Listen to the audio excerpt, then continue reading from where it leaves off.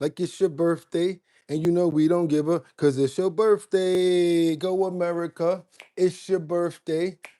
Party like it's your birthday. We gonna sip big drip like it's your birthday. And you know we don't really care cause it's your birthday. How y'all doing today, y'all? Happy 4th of July to everybody out there under the sound of my voice. I'm hoping you guys can hear me loud and clear. Yes, Batty Lynn, she is on vacation right now. So you guys are gonna have to chime in and let me know if you guys can hear me. How you guys doing this morning? How's everything going out there on the 4th of July? Come on in. Boom, boom. Go, go, go, America. It's your birthday. We gonna party like it's your birthday. 250th. It's your birthday. And you know we don't really care because it's your birthday. What's going on, everybody? How y'all doing out there? Yeah. We about to get it in right now. Double tap that screen to get those likes up real early now to let everybody know that we here. It's time for trending topics, current events, and much, much more. Yes, it's time to set it off on the left, y'all. That's right, you guys. If y'all know what time it is, come on in so we can get those prayers in the air. Let's get those prayers in the air. Everybody come on in, come on in, come on in. How everybody doing this morning? Okay, thank you so much, Jeffrey Spilk. I really appreciate that. Can't get it started until I hear you guys let me know how we sounding over there. Okay, cool. I guess that means what we got to do this morning is get those prayers in the air, you guys. Let me see what time we got right here. We got 56. I'm letting more people come on in, come on in, come on in. Happy birthday, America. Hope you guys are having a fantastic weekend, because guess what? It's Saturday.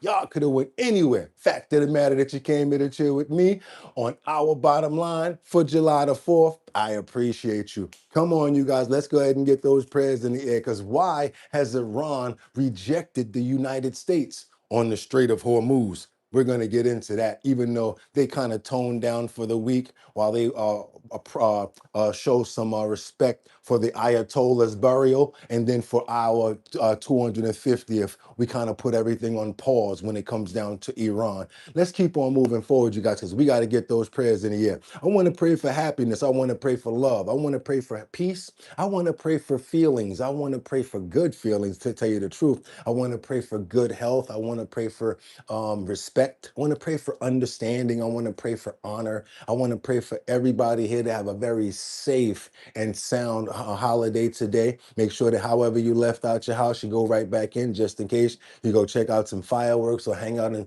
do some festivities. I want to pray for all of our family members as well as our animals. Let's get it up for Jeffrey Spilker this morning. We're praying for you. I can't forget about Rebecca Lanyen Bueno chiming in from Grand Rapids, Michigan. We got Scooter Ginger in the building with what's that? House of Ill Repute. Okay, Jeffrey Spilker's up in here. We got Scooter Ginger, Tony Wright, Mark Dorfman.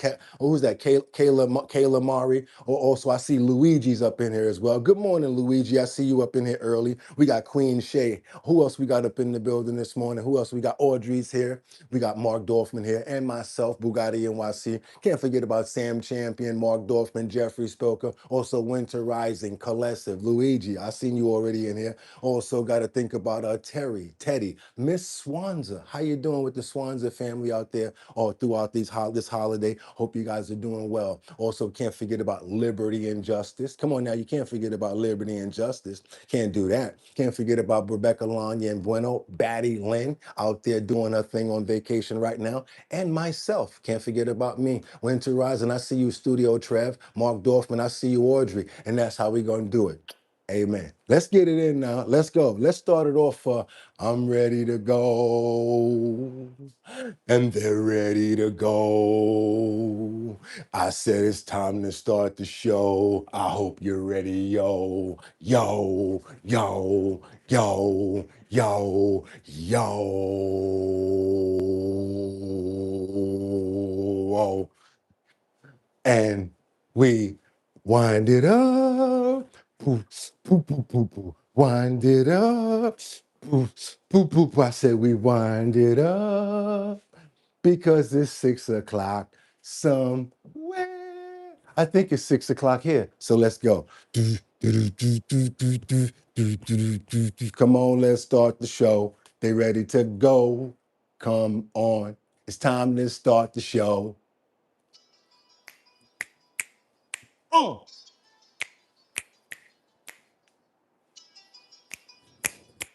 Olay. Don't play. Y'all saw that. Don't play with your boy. Because now what is it time to do? It's time to open up those pores. Yeah, do. It's time to open up those pores. Do, do. It's time to open up those. It's Saturday, July 4th. That's right, y'all. 2026. Said I'm your host, Boogotti NYC, and this here's our bottom line. Where we be talking about this and that and chat and this and that, where we be talking about this and that and chat and this and that still gets me lit. Come on, y'all, let's go. It's July the 4th. Hope everybody's having a fantastic Independence Day.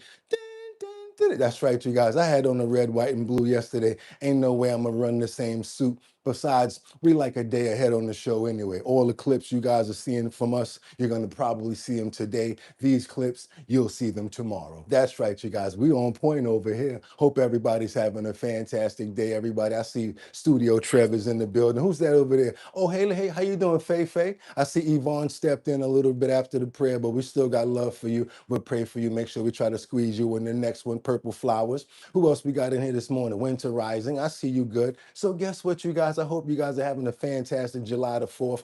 I am, because you're here and it's time for our bottom line. So without any further ado, what am I going to say? I got 5 on it. I'm going to stack 5 videos at a time. All I'm going to ask you guys to do is stay on topic, stay on point. Let me know where you're chiming in from, what time it is as well. And I saw you already let me know what that milk price was and what the gallons are. Yeah, that's what we're looking for nowadays. We want to know what those milk prices are, because the gas fluctuates, but the milk prices and the other prices seem to stay the same. But I think we've moved on from the milk. I think we went on to the gallon, to the dozen of eggs. That's a good way to look as well, just to see what they're doing on that front. I bet you one thing won't change: a bag of potato chips. I bet you those won't change. They ain't gonna change those for nothing. Let's keep on moving forward, you guys, because like I said, we got a lot to get into this morning, and I don't want to slow anything down, because this health and wellness section, I really want you guys to stick around for this one. So you know what I'm going to say? Let's get into these titles. Let's go. Let's make sure this light is all the way up over here. Okay, yeah, let's get some more light up in here. Come on, you guys. Let's go. Why has Iran rejected the United States on the Strait of Hormuz? Like I said upon the intro, right now everything is being held back. Peace accord while they're respecting and praying and paying respects to their Ayatollah, who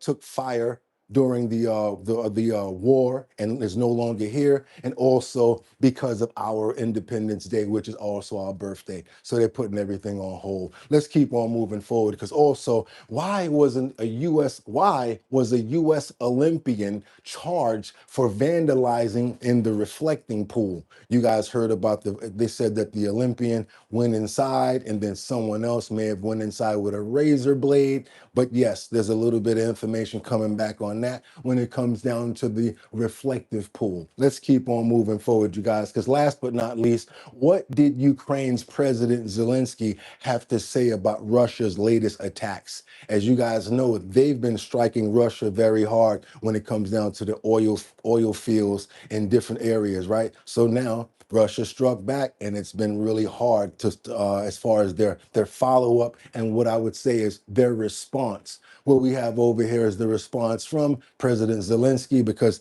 that war is still going on too. That war has been going on for about 3 years now. Hopefully that comes to an end as well. And you guys, it's time to do it. Trending topics, current events, much more. Happy 4th of July. It's our bottom line. Let's get into it this morning, you guys. Let's see what the president has to say coming in from Mount Rushmore. I didn't even watch this whole thing. I wanted to watch it with you guys. So you know what it's time to do, right? Get your water, your tea, and your 55 coffee house, and let's check it out and see what we got going on over here. Let me make sure this audio is straight. Good morning, everybody. Good morning. Let's go.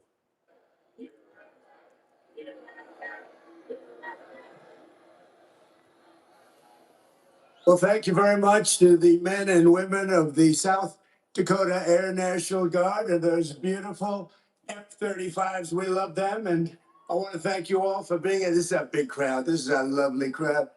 And what a sight it is. I want to thank Senate Majority Leader John Thune, a good friend of mine and all of us. Senator Mike Rounds, great guy. Me neither, Scooter. Larry Roden, thank you, Larry. I don't blame him neither, Scooter. Lieutenant Governor Ben Heisen. Oh, they're good. I was waiting for that. They said, you start speaking, they won't interrupt you at all. They didn't interrupt us at all. Thank you. They're fantastic. What great, incredible, talented pilots. Thank you very much. And Secretary Burgum was doing a phenomenal job.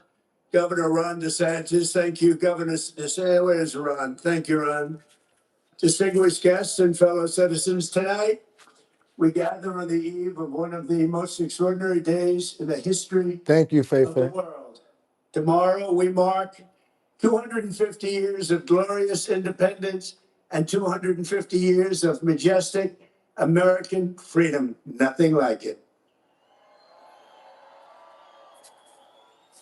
In all the chronicles of the ages, never before has any nation celebrated so magnificent a triumph as this one, the one that we are participating in right now.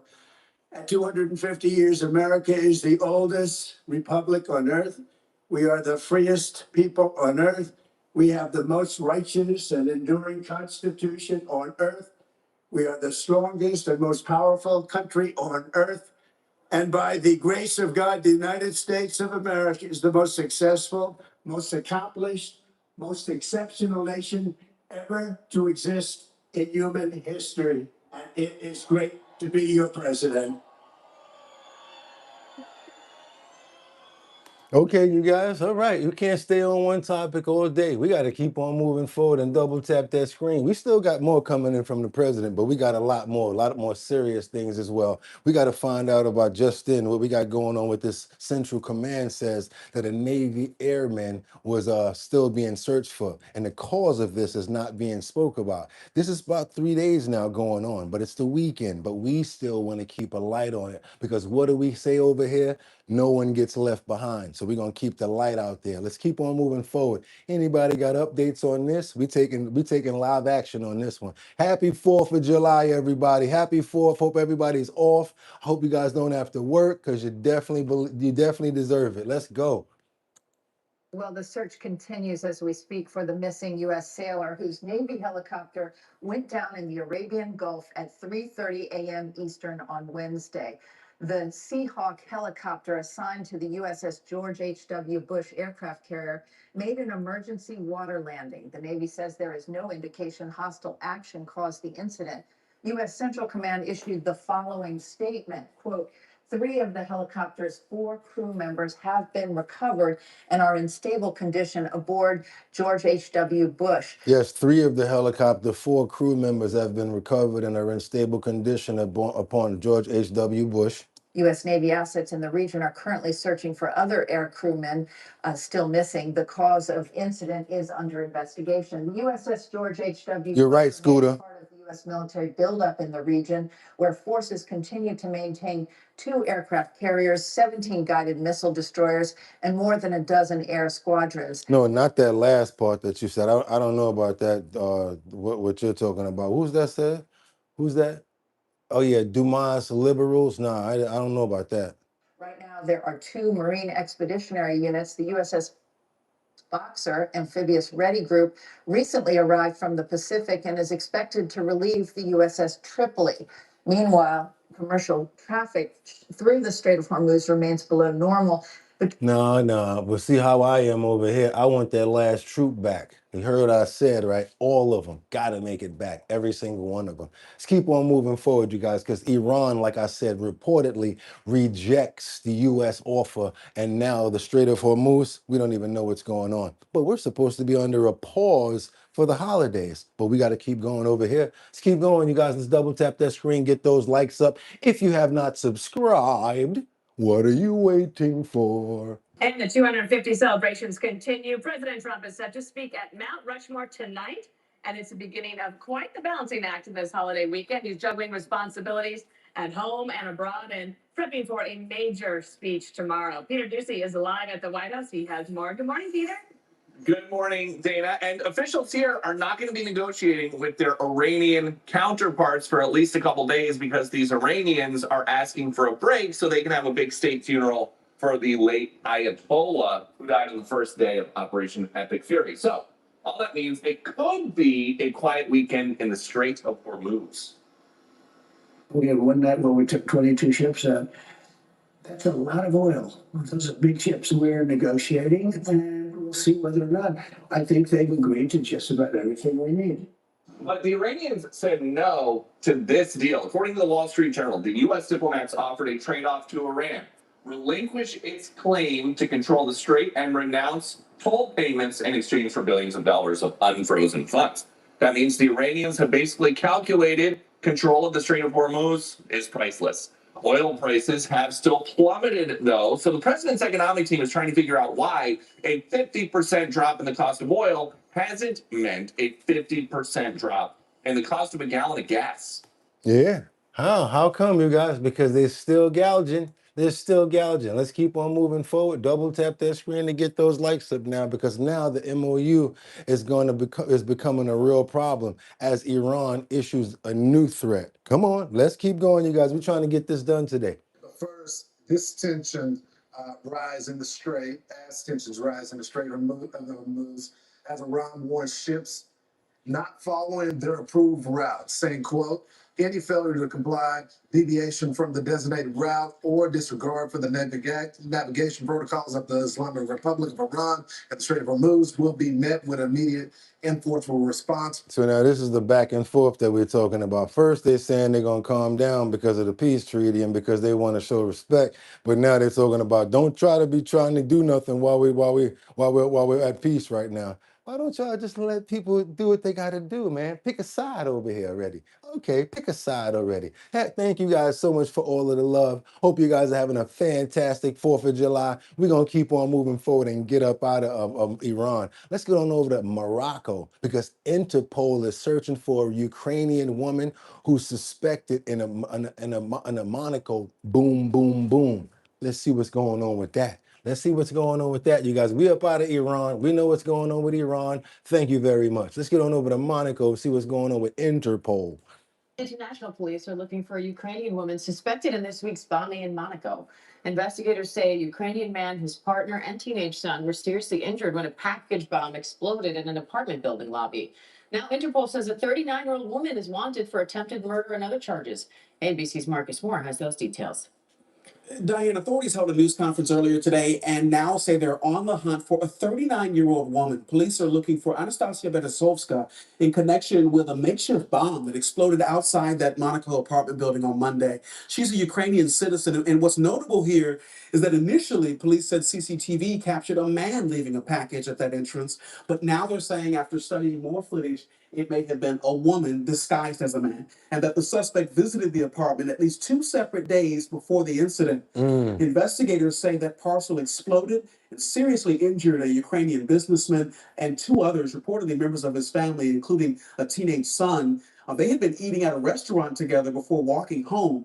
Authorities said the suspect was sitting near the building and set off the device remotely. Investigators also noted that the device was so advanced that they believe the suspect had help and wasn't acting alone. As the victims recover from their serious injuries, one still in critical condition. Turbo Munch, there you go. The hunt for Beresovska is expanding. There's now an Interpol red alert for her. Police say she was spotted most recently in Germany. Investigators say they were able to trace the suspect through a car she rented in Germany before allegedly traveling to Monaco. She's now facing charges of attempted murder as this broad search continues. Diane. Marcus Moore, thank you. Homegirl up out here doing her thing out here, boy. Woo! She ain't playing out there. They done, yeah, man, it's real out there, you guys. Y'all don't think that this stuff was actually possible, huh? How about yesterday when we started talking about the control? Yeah, I can't say too much, but let's keep on going, you guys. Y'all got to find it in the details over here. I'll give it to you. We don't got to bring it all out, but yeah, you got to find it in the details, you guys, because it's definitely here for you. A whole smorgasbord is what we bring you on our bottom line every single day. Not just trending topics and current events, but also educational stuff to make us think about it, right? And we don't worry about the network. We get the information and then we go check for ourselves. And happy 4th of July. Let's keep on moving forward, you guys. Let's go. We got to keep on moving forward now because we got to get on over to Kyiv. At least 27 people have lost their lives that we have to show respect to. And then we got 113 people that have also been injured because of the Russian strikes that we're talking about. Also, Ukraine strikes back on Russia, and this is basically what's making it hard to get gas in Russia. Right now, it's very expensive for gas in Russia because all of the strikes that Ukraine have been putting on all of the oil wells and all of the oil mines. Let's keep on moving forward, you guys. Let's go.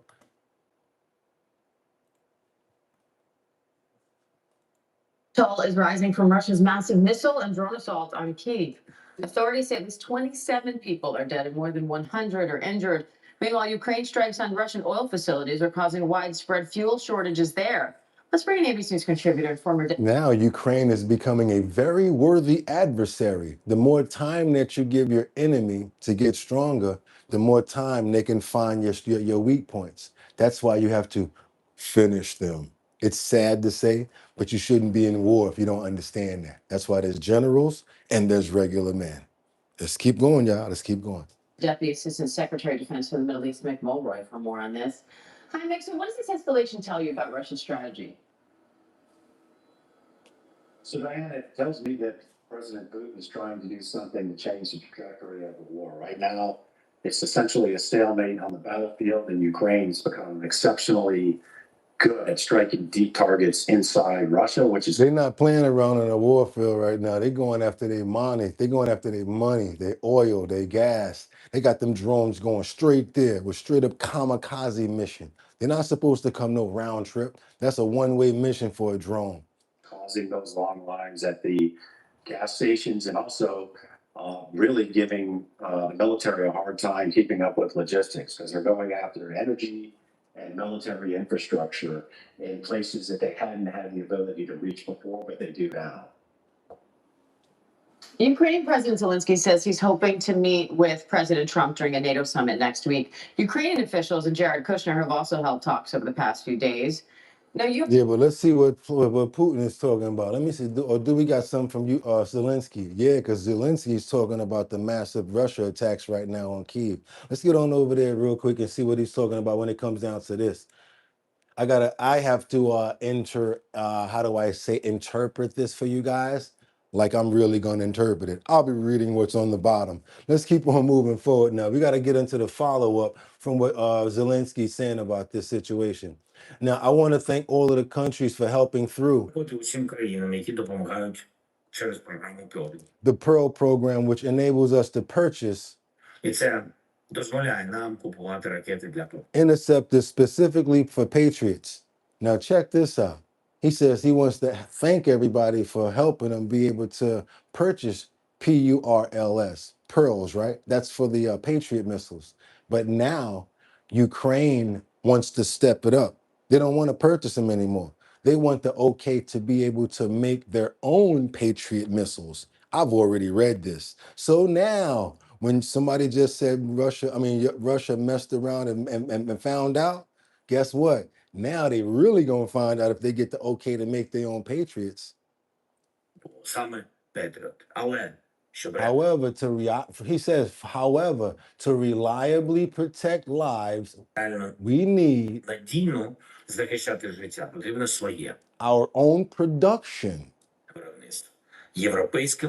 European production here in Ukraine or jointly. Now you see what they're doing now that they can make their own drones. What are they going to be able to do if they're able to make their own Patriots? Тут у нас в Україні або разом з партнерами, звісно, підтримуємо Now, with all of our partners being able to support this, the U.S. is in operations whenever needed. Сполучені Штати в операціях, коли це потрібно. Дуже. We hope for a positive response from President Дуже розраховуємо на позитивну відповідь президента Трампа. Trump to protect lives. So now they're trying to see if everybody's okay and okay with them making their own patriots. I think Trump's the last one that has to probably give his okay on that. Ukraine is about to start making their own patriots. Oh my God. Putin, you need to shut it down, brother. You need to just go ahead and say, okay, that's it, no more. Okay, you guys, I want to pray for every single person that lost their lives in that urban warfare. Not like I'm going to pass by that. That was urban tragedies right there, where you see the side of a building that's scorned like that, where floors are just open, where you can look right into the building and see nothing. There were probably, of course, people inside of that building that we're definitely praying for. And we want to make sure that we try to get this and make this understood out there in fantasy and real life as well. We don't really care about the religion. We care about the fact that it's people, and we like for this to be over. That's basically what we're focused on when it comes down to our bottom line. We don't focus on, oh, that's the religion or whatever. Doesn't matter. It's innocent people. They wasn't expecting a drone to go through their window. Trust me. And they're not on the battlefield wanting something like that to happen. So we're praying for all of the family members and everybody who was affected by these tragedies, and we're hoping that it comes to an end very soon. Amen. Let's keep on moving forward, you guys. We got to get on over to Sanford, not Sanford and Son, y'all. Sanford. We got the police that say a missing driveway tied to Nigerian bosses. What's that? Oh my God. Let's get into some scam stuff over here. All right. We got a little bit of mix up going on over here. I like this. We're going to mix it up a little bit. Imagine somebody calls you on the phone and say, hey, we're going to come repair your driveway. And you're like, no problem. It probably needs to get done. They send some people over there. Of course, they got to tear it up and rip it out and do it again, right? Because they got to get that out of there. But how about if they just tear it up and leave it? Oh my God. Let's go over it. Let's go, you guys. They got so many scams out here. I gotta keep the scams early just to make sure that you guys don't miss them. I'm gonna get to that one next, just to make sure that you guys don't miss them. I know we got a lot of people that's on the move and on the road, so I'm gonna get these scams out there real quick, just so you can know what else to look out if you're look out for if you're a homeowner or you're a business owner. Also, double tap that screen to get those likes up. It's Saturday morning as well as July the 4th. Let's keep it moving, you guys. Let's go. Yes, she's frantic. I gotta show you guys this. Look. Oh my God. What happened? That's what I did. Remember this? A woman's driveway gone. Now Sanford police tell News 6 this is linked to a scam out of Nigeria. I'm News 6 investigator Erica Bergoglio. Even crazier, police say the woman was not the intended victim. It looks decent again. This is the first time Luz Lindsay is seeing her brand new driveway. Nobody walked on it, thank God, when it was wet. But she didn't need one. And she certainly did not want to pay $4,500 for it. Who did it? Why? Earlier this year, News 6 told you someone ripped up her driveway, then took off. I didn't hire them. I didn't need to have my driveway redone. So the question is, who did?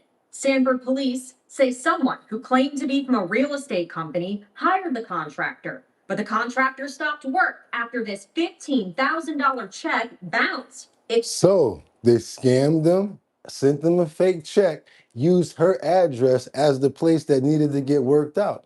Once they did, they're like, all right, so let's go start the job, y'all. They put the check in, thought they was good. They started doing the job and everything like that. I shouldn't laugh. Started doing the job. Once the check bounced, they bounced. Let's keep on moving forward. It's written from Soil Realty LLC out of New Mexico. Police say the contractor did not meet the client and did not file a permit to do the job. Sanford police issued this subpoena to the bank requesting all transactions from Soil Realty. It also asked Google to turn over records for an email address. Through their investigation, police uncovered the person behind this was in Nigeria. I said, Nigeria, like in Africa? I'm sorry, you guys. Y'all can call me racist or whatever you want, but anytime I hear Nigeria, I run. I'm serious. It's like a horror movie, and I have a strategy of how I do it. I'll tell you guys right here how I do it. I'm gonna tell you right now. Any mention of I'm from Nigeria, boom, automatically out of there, right? And then if I hear it kind of in the voice, I act like I'm from somewhere over there. Like, oh, my brother, you sound like you from the country. And then they be like, oh, you also from Nigeria? Boom, out of there. That's how you do it. I don't care what you guys call it. Why the hell are you calling me from Nigeria? I just got calm dealing with the Indians over at T-Mobile. How are you doing, sir? Yeah, we're calling you about your. Like, wait a minute, how do you? Nah, man. But then you had to realize they do get independent contractors, Bugatti. So it's not always, But you got to really be careful about that. Come on, yeah. See that, look, Scooter? I said it before you can get it out. See, y'all know what I'm talking about. Only y'all know what I'm talking about. As soon as I hear it, sometimes you play with them though, because you really want to see what's up. Like, what? Well, yeah. How you? Oh, what's up, my brother? How you doing? Oh, you also from Nigeria? Boom, out of there, man. Listen, because sometimes they get through the scam call. Let's keep going. And he said, yes. I said, how? I was shocked. How does this Nigerian scammer benefit? It's unclear. But police say they think the scammer was trying to shake down the contractor and they chose Lindsay's home because it's on the market. I was the loser in the whole thing. At first, Lindsay says the contractor refused to fix her driveway because they were a victim. So they found out that her house was up for sale. Okay, we're gonna just use this address right here. They probably did a search for whatever address in the area and used that, and probably charged the contractor for going to get the service, and they kept the money on the top of it. They probably charged more than the 15 grand for the work. Now they are reimbursing her for the repair. News 6 called the contractor. The company did not want to comment on our story. It's ribbon cutting day. Erica Berbulio, News 6. I'm telling you, they will get you out here, y'all. They'll get you. Because to them, 20,000 is good. They'll be like, all right, cool, 20,000. And then you send that 20,000 in, and then they send that fake check in or whatever like that. That money no good. They keeping the dough. And now the person that's supposed to do the work is all mad because now you done put a check in your account that's supposed to be busting for $15,000, got a little bit advance from that, and the next day is doom, doom, doom, doom, doom. The bank is like, insufficient funds. You just deposited a bad check. And then you got to come in and talk to them. And that doesn't look too good on you or your business. No, guys, be careful of stuff like that. Be very, very careful. I'm not, I got checks like that before. Trust me, I've gotten checks and it was real rough out here. I'm looking at the check like, could I deposit this? But I was like, no, Bugatti, don't do it. You know what it is. All these crazy names and stuff like that. And I prevailed and I just keep on working through. And with the grace of God, we've been able to make it this far. Telling you guys, you don't want to be getting the watch your head messing around doing the wrong thing with those scammers. You know why? Because they'll be in Nigeria chilling. You'll be over here like this, in the back of a car like this, looking at that Chinese restaurant, that Chihuahua that's looking better than you right now, that restaurant over there. You guys know what I'm talking about. You don't want that. Let's keep on going, you guys, because we got some more serious situations over here that have to do with much more than scammers and people like that. Let's get on over to some place that you guys love to be and one of your favorite people. We're celebrating our day, right? We're celebrating Independence Day. So how come? And I gotta give you a hold on. I gotta make you hold on for a minute when it comes down to that one, sir. I gotta make him hold on. He's gotta hold on. Because if we can celebrate our 250th, how come they can't? That's right, you guys. They're celebrating as well. I'm talking about none other than Minneapolis, Minnesota is now Somalia. That's right, you guys. Ilhan Omar celebrates Somalian Independence Day. If there's nothing to hide, why not be right there and let it go? I'm sorry. I was trying to hold it together, but I can't. Yes, you guys, here we go. Somalian Independence Day. Let's go. I'm sorry. I tried. Oh yeah, Ilhan Omar dancing and celebrating Somali Independence Day, a country that is widely considered to be a fragile, if not failed, state. But Omar, writing on X, quote, contrary to right-wing trolls, Somalis are helping Minnesota thrive. Well, that's kind of interesting when you consider that the majority of nearly 100 individuals arrested for fraud in Minnesota were Somali. costing taxpayers up to $9 billion. Joining us now, former Trump DHS Deputy Assistant Secretary Jonathan Fahey. Jonathan, great to have you here. I've got a feeling that Omar will not be celebrating America's 250th birthday with as much zeal and fervor and dance moves. What say you?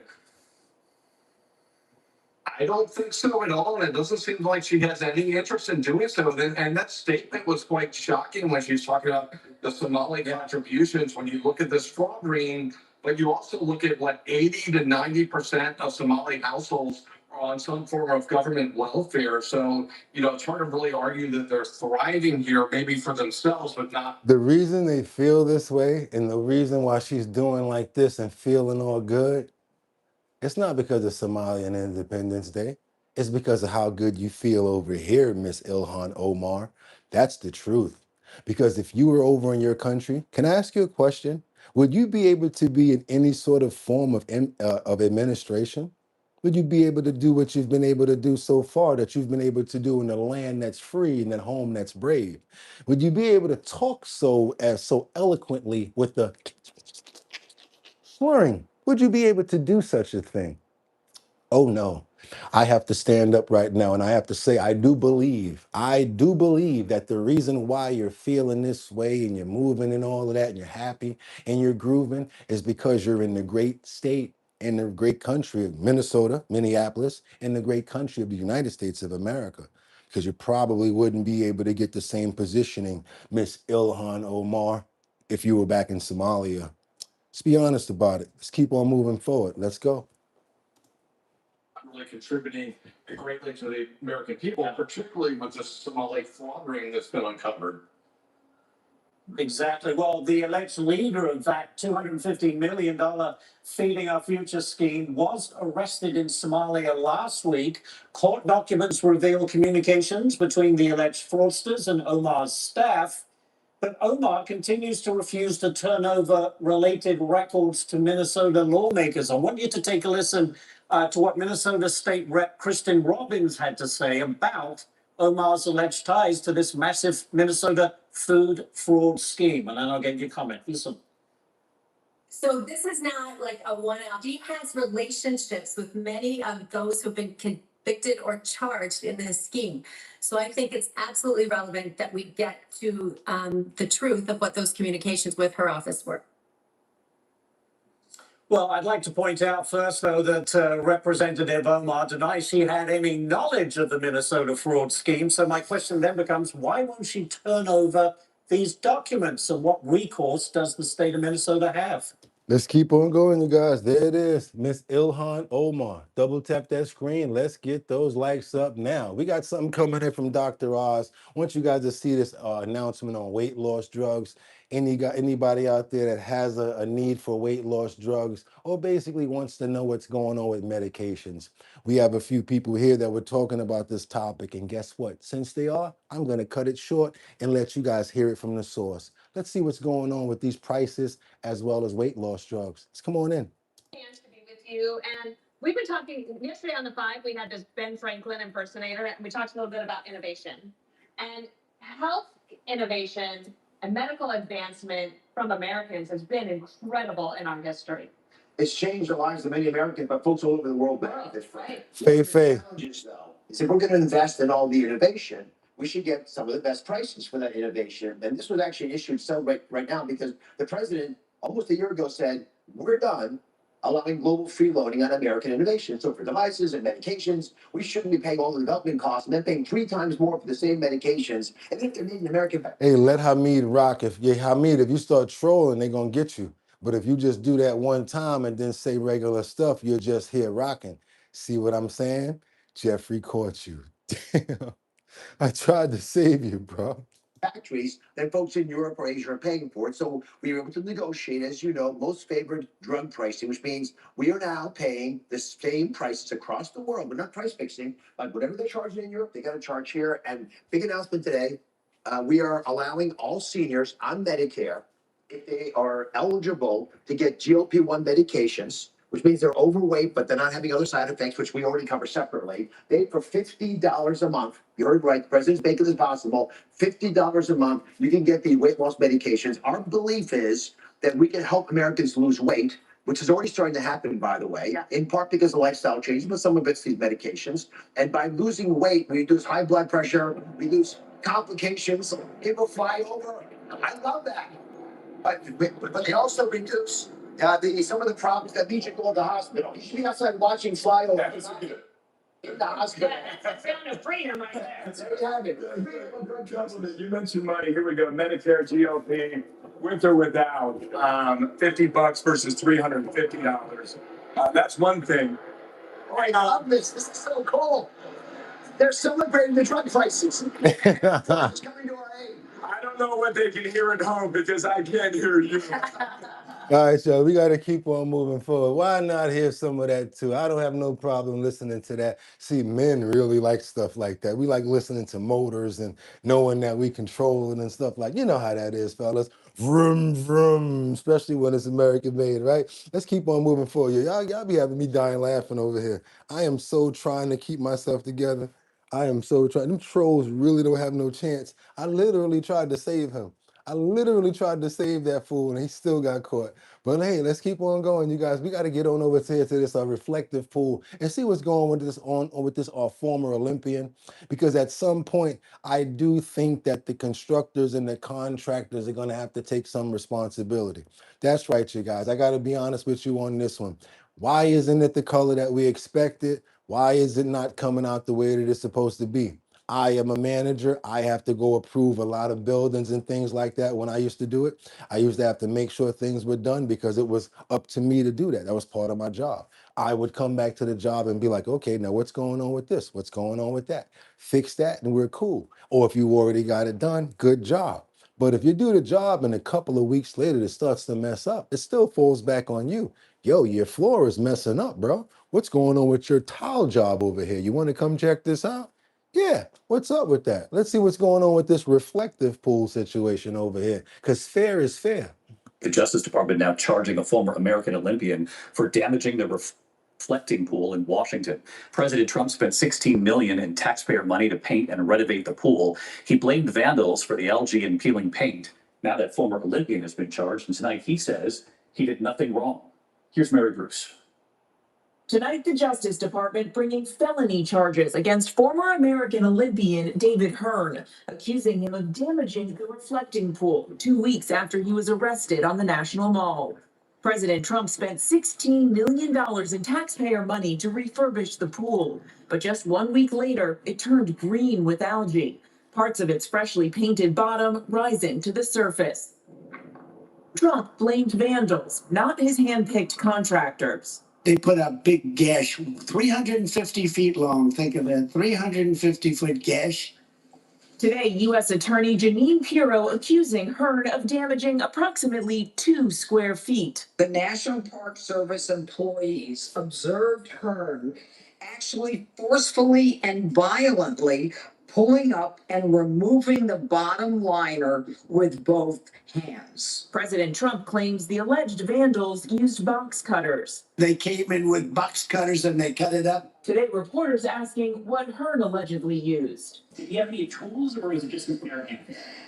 Right now, we believe it's his bare hands, both hands. So does that indicate your belief that it was probably damaged before, or do you believe that he Oh, he damaged it. further, but do you believe it had already been damaged before? He damaged the pool. Hearn told ABC News he was biking near the pool when he saw a piece of loose paint in the water and reached out and touched the end. He insists he's no vandal, just a curious, concerned citizen. I'm sorry, I believe him. I believe him. Don't blame that crap on that man and try to slide the blame to him. I believe him, you guys. I don't care what you call. Hey, sometimes I got to go out on a limb. I don't normally do that. For some reason, I believe that, man. Let's keep on going, you guys. You're a former Olympian. You're looking at that like, hey, what's going on over there? I'm normally in the water. He's curious to it. Did he have any box cutter or anything on him when you arrested him? How about that? Let's keep on moving forward. Let's go. Let's go. Let's keep on moving forward, you guys, because now let's get on over to Washington, because now we got an endurance test. Because, yeah, you guys are seeing what's going on. Trump is everywhere. He's over at this place. He's out in other countries. He just came back from overseas. Now he sees over at Mount Rushmore. How is he able to do all of this moving around? Is he getting any sleep? Got to say the honest truth, as I just saw just now, didn't look like he was getting too much rest with all this weekend stuff going on.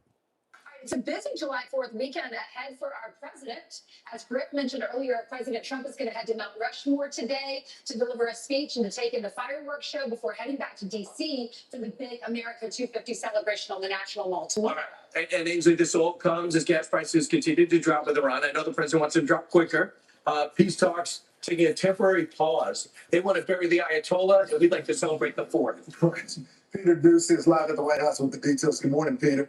Good morning. And as we were coming in, we noticed that the barges carrying all the fireworks are being floated into position, and dump trucks are being turned to block traffic on the roads to the National Mall where the firework viewing area is, as President Trump teases remarks that he says will be meant as an endurance test. This week, we look back on 250 years of glorious freedom, and we took so much time and so much effort. And by the way, thank you so much. I think that's what's going on with me. Who's that right there? JRO, even if you're a troll, gas prices have not dropped in New York much. That's the thing about it. Some places they have, some places they have not, because they feel like they can gouge for just a little bit longer. on July 4th, it's going to be approximately 107 degrees out. And I'm going to go and I'm going to make a really long speech. Yeah, we're going to survive. Just to show that I can do anything.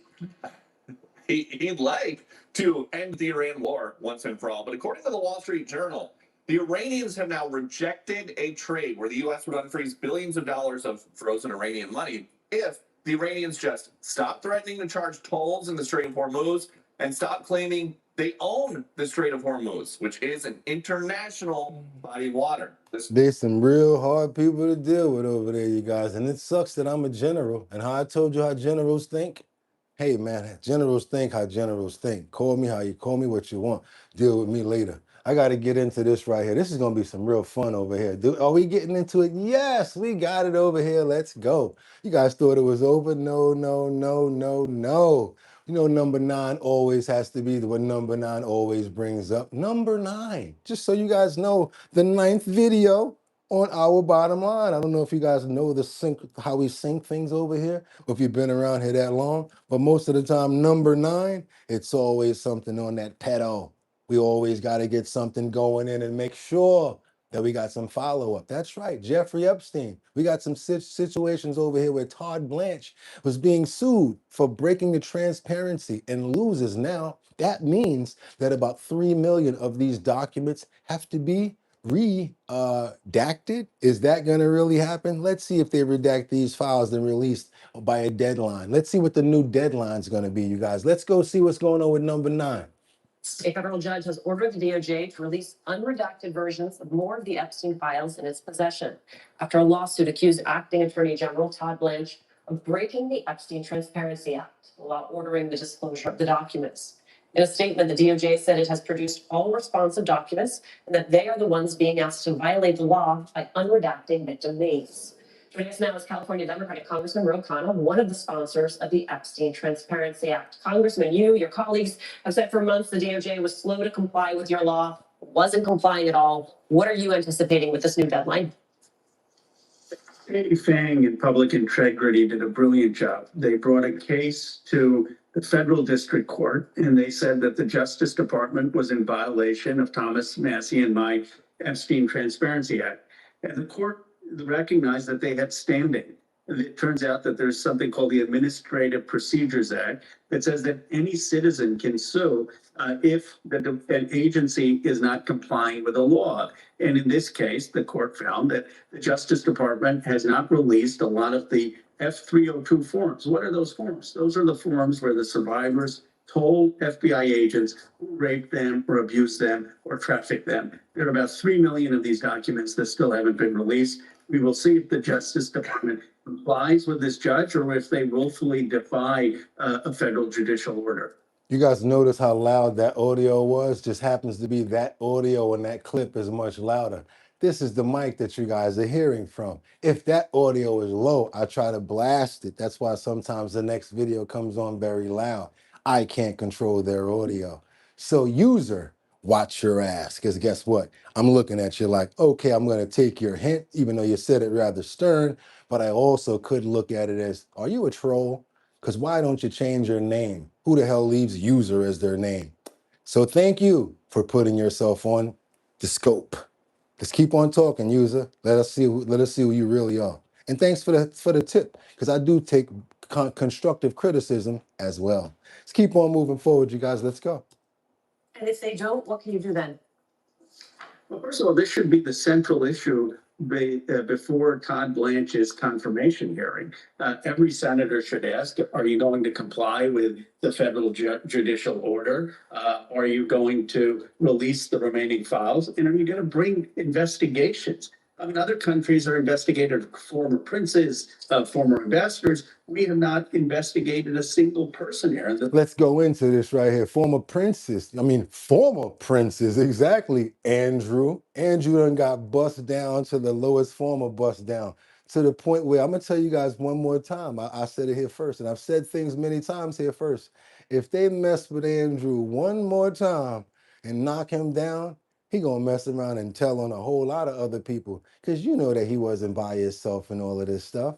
Andrew just taking the arrows right now. Yeah, that's why they keeping him comfortable. Still got him in the mansion. You get what I'm saying here?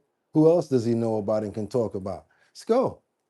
The survivors are furious. That needs to be the central focus of Blanche's confirmation hearing. But the judge can order penalties and hold people in contempt if they do not comply. I don't know if you're watching the top of the show, Congressman, I understand. Let's keep on going, you guys, because again, let's see what happens. We got some people in the comments that said, yeah, but you know, all of a sudden they're gonna lose the files, Boogotti. I'm like, oh man, you're right about that. Or they're gonna do something where they held back the other 10 million files. You guys forgot it was 10. I didn't. I didn't forget about the money that they said that they were gonna give us. See, a lot of you guys are very independent out there, and so am I. But if you promise me something, I remember it. I don't got this big old head for nothing. He's got the whole world in his head. I don't got this big old dome alone for no reason. I remember stuff. Let's go, you guys. Let's keep on going. We got to get on over to Arizona/Mesa. How is it possible for a father to be arrested? Oh my God, how did he do this? It's unbelievable. Again, this is going to be one of these situations right here where you can just make it up in your head and it can possibly happen. I'm gonna just make up something right now. Okay, a father leaves his son inside of the tub for 7 weeks. Yeah, right, Boogotti. Yeah, that'll never happen. I don't even know how they even making it a story, how it's possible to happen. But yes, how is it possible that a father was arrested for leaving his son inside a tub for 7 weeks? What the hell is going on here? A man accused of leaving his adult son in a bathtub for nearly 2 months. Police arrested 52-year-old Melvin Shimkus after finding his son in what prosecutors called severe neglect. 12 News journalist William Pitts has more from Mesa. Mesa police say this was a case of vulnerable adult abuse that went on since at least May. We do want to warn you, some of the details are disturbing. It's really What's going on with all these crazy stories, like with these people and their kids, and the other kid the other day? How much did he weigh, y'all? He was 7 years old and he weighed like 255 pounds. Remember that one? Heart-wrenching to know that that went on just a few doors down. A few doors down from Vania Santa Cruz is where Melvin Shimkus lived, and it's where he was arrested for allegedly leaving his son in a bathtub for months. Melvin Shimkus, 224. According to court documents, someone called police asking them to check on the victim. When officers got inside, they said they noticed a strong, pungent smell like rotting meat. They found the victim in the bathroom, emaciated, his right foot deformed, the leg held with small ropes. His right knee bent 90 degrees the opposite direction, wounds down to the bone. He clearly suffered from severe neglect. Prosecutors told the judge Melvin Shimkus told them the victim was his son who couldn't walk. The defendant admitted that he was the sole caretaker for his son, for the victim, That's not caretaking. and admitted that the victim had been left in a bathtub for approximately 7 weeks. Court documents also show Mesa police had been to the house before in May of this year. They talked to the victim who turned down medical treatment. In court, the judge wanted to know more. Is there any further information regarding a report for that prior call to that house in terms of was medical? You see that? Look at that. Look, cashing the check while mething out. Yeah. He was just getting methed out. Yeah. Medical assistance offered. The state does not yet have information as to when anyone may have come out. The judge set bail at $12,000. Mesa police say they were called in May, but never even made it to the house. We were dispatched there recently, but canceled prior to arrival. This person denied wanting any help from us at the time. Back in the neighborhood, Vanya can't understand what happened just a few houses away. To know that somebody could let their child or someone they're caring for just sit in that state for so long and to be found in that way it's heartbreaking and it's gut-wrenching and it's absolutely disgusting. In Mesa, William Pitts, 12 News. Oh my God, Mesa, boy, and it's warm out there. You talking about Mesa, Arizona, you guys. I used to live in Phoenix. Mesa, that's right there. Oh my God, let's pray for the soul of this man. I know this was a painful death because he went through it for 7 weeks by himself. And that man, again, was probably just getting all methed out and taking his money off of his income because, you know, he's probably getting Social Security. So that's real sad right there, you guys. If your family members are going through stuff like that, the best thing to do is let them go into a hospital or try to put them inside of hospice care. That's the best thing that you can do if you can't take care of them. I like to pray for him, pray for his soul, pray for anybody ever affected by tragedies like this. And yeah, you guys, hopefully they get to the bottom, find more information and get him arrested and keep him in there. Amen. Crazy situation right there. Oh my God. Ooh, that was crazy right there. Oh. You don't even have to worry about going over to Miami to get a crazy story. Mesa did it for us. Texas was feeling bad for a while. North Carolina and South Carolina was like, why us? But man, Arizona, yeah, you just showed up and showed out with that one. Miami, an international student from Egypt is a hero. Let's get into some good stuff right now. I'm glad I put this one right here. 22-year-old jumped right into the Miami River to save a man that was in distress, you guys. Yeah, let's calm it down real quick and see what we can do over here. An international student and champion swimmer rushing in to save someone in trouble. Talk about God putting you in the right place at the right time. A champion swimmer saw somebody fall in the water at the Miami River. What a coincidence, right? He's sharing a story exclusively with local 10's Magdalene Missan live in Miami tonight. Magdalene. Yes, Louis, this international student is from Egypt, and he just happens to be in Miami visiting for a few days. He tells me he heard some commotion happening near a yacht along the Riverwalk. Well, he knew something was wrong, and he jumped into action. Hold it. Hold it. Get the boat. That man is going straight under that water, you guys. He ain't grabbing for that thing. Awad Metwali did not hesitate when it sounded like someone was in danger near the Miami Riverwalk in downtown. I was like, why? Because I know there's something going on like that. That's like an emergency, so I'll have to ask. Watch again as he comes from behind the cameraman, jumps into the water to save a man who could not hold the ring buoy thrown at him. That guy, he was. But you could put your camera on him, right? You notice somebody would rather pull their camera out instead of helping somebody get up out of some water. Ain't that crazy? I'll tie a rope and be like, yo, put this around your waist. I'm gonna grab some other people to help you get up. I'm not trying to get content at that time. But you notice what most of the people was doing? Sinking, like he's dropping into the water. Nobody is doing anything, just like trying for him, the lifesaver. Nobody jumped, nobody did anything. So I said, like, this guy gonna die. Metwali says it wasn't easy pushing the man to the back end of the yacht. It was hard for me to grab him and as well like to push him all the way on top of the water, but I did my best. The 22-year-old says he started swimming at a very young age in Egypt and was a champion swimmer. Thanks to my mom and dad, They put me in swimming training since I was a kid. So yeah, that paid off today. Those lessons are paid off with earning him the Good Samaritan title. Samaritan right here. He jumped in. One of my guys were gonna jump in, but he went in right away. I will do it for sure again. Like I got goosebumps every time I look at it. I get goosebumps really bad. Like, but I will do it. He says he will do it again if he needed to. He did say paramedics performed life-saving measures on this man and took him to the hospital. We did reach out to the city of Miami's fire rescue to get an update condition on this gentleman, and we have not heard back from them yet. But once we do, we'll update you. We are live in downtown Miami. I'm Magdala Lee, Local 10 News. That's right. That's right. That's right. He didn't just stand there while everybody else was playing around, acting like they were going to get in the water, taking out their phones. The people that were holding the camera, you took out your phone, bro. Yeah, you got us the content, but you took out your phone. Oh man, I gotta pray for these people. I want to pray for them first. I want to pray for people to have a heart and try to find better ways to go about themselves and not just worry about content and getting views and stuff like that. Want to hope that they throw the phone down to the side, take their shoes off, and jump in the water and save people as well. Could be an animal, could be a young child. Don't even worry about the content, you guys. Feel better about being a real hero and saving somebody. I'm glad that one person was actually there because somebody must have put him in that place for a reason. Because even he said nobody was jumping in.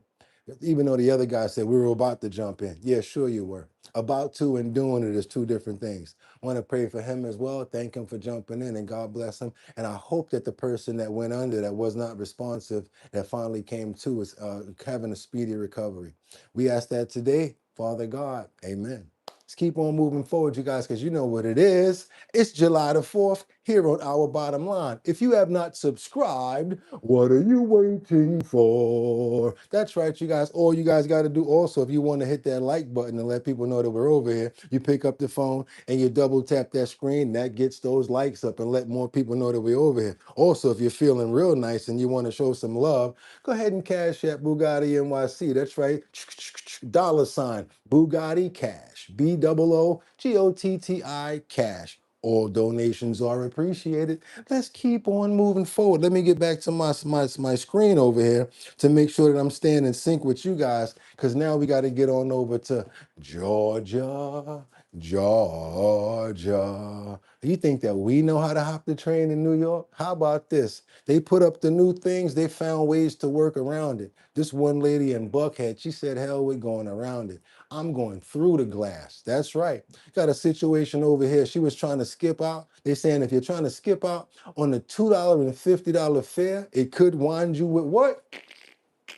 Locked up, and you might get a felony. Watch your head.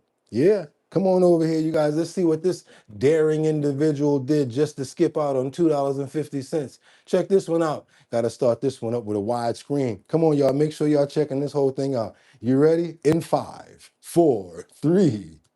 Arrested dozens of motor riders over the past month for things like this, damaging the new fare gates. It happened at the Lindbergh station in Buckhead. Channel 2 Now she's willing to go through a double pane glass window in order to skip out on the $2 fare. Imagine what somebody else would do. Let's heal up, reel up, bring it back, come rewind. You know I'm not gonna let you guys only see that one more time. Let's go. What we got going on over here? Can we get some volume? It's not me, it's their audio. It's not me, it's all the way up. Let's go. Let's go again. Arrested dozens of motor riders over the past month for things like this, damaging the new fare gates. It happened at the Lindbergh station in Buckhead. Channel 2 consumer investigator Justin Gray pulled the crime data on these arrests. And Justin is live at Avondale Station this evening. Justin, you got an exclusive look at how police are catching these. For $2.50, you would walk through a double pane glass window. Do you hear what I'm trying to tell you? For $2.50. Riders. And Wendy, it is shocking to see $2, $2. I want my $2. That video, but maybe even more surprising, how often it's happening at these new gates. 70 times just since June 1st, there has been damage. That's why they put up these signs warning it is a felony and that you are on camera. A felony criminal charge to save $2.50. This surveillance video from Lindbergh Station shows one of many times this has happened in just the past month. A motor rider first trying to push through, then smashing out the new fare gates. To be honest, some people were used to not having to pay fare and just being able to ride MARTA anytime they wanted to for free. Florida Police Chief Scott Creer says while old fare gates have been replaced, behaviors haven't caught up. We want the public to know that we're going to charge you and we're going to put you in jail. Channel 2 Action News investigates requested MARTA crime data. Just since the new fare gates went online June 1st, there have been 40 arrests for fare gate damage, and there are another 29 outstanding bolos for suspects. They're like, I refuse to pay my fare. I am not paying my fare. I'm gonna bust through this glass if I got through busting out. Boom! Kick in the door, waving the 4-4. All you heard was, I ain't paying my fare no more. Let's keep on going, you guys. I'm gonna tell you one thing, that garlic water got me feeling really good. I got all my digits and I'm funky right now. The inflammation is down. I'm ready to go right now. I'm telling you guys, get up on that garlic water. All you gotta do is have 1 glass a day, 1 clove. Pop, crush it, put it to the side for 10 minutes. Let it marinate. You know what I'm saying? Get yourself a mason jar. You know what I'm saying? Yeah, fill your water up to about right there. Fill that water up, drop that garlic in there, and it's gonna be a race. You know what the race is? To drink the water before the potency starts. Because the longer that piece of garlic is in there, the more potent it's gonna be. So guess what? That little bit of garlic water right there is concentrate. But we have to get it done. Day 2, going 30 days with garlic water. You guys are watching me do it on the show. Just telling you guys what we're doing right now. Let's keep on moving forward. I'll be the guinea pig first. Let's get on over to international. Oh, no, I'm sorry. We got to keep on moving forward on some consumer alerts. Because now something that I thought that defeats its purpose. I thought about this before. How many people here actually buy clothes and wash them before you wear them? I'm gonna go for it with the thumbs up and the thumbs down on July the 4th on our birthday. I'm gonna ask you guys, if you ever bought clothes and you wash, do you buy your clothes and then you wash it, then you wear it? Or do you just pop tags and go outside? Okay, this is for our tag poppers. If you pop tags, and you just pop tags and walk out, iron it up and get up out of there you go, give me a thumbs up. If you wash your clothes right after you buy them, and then you iron them and wear them, give me a thumbs down.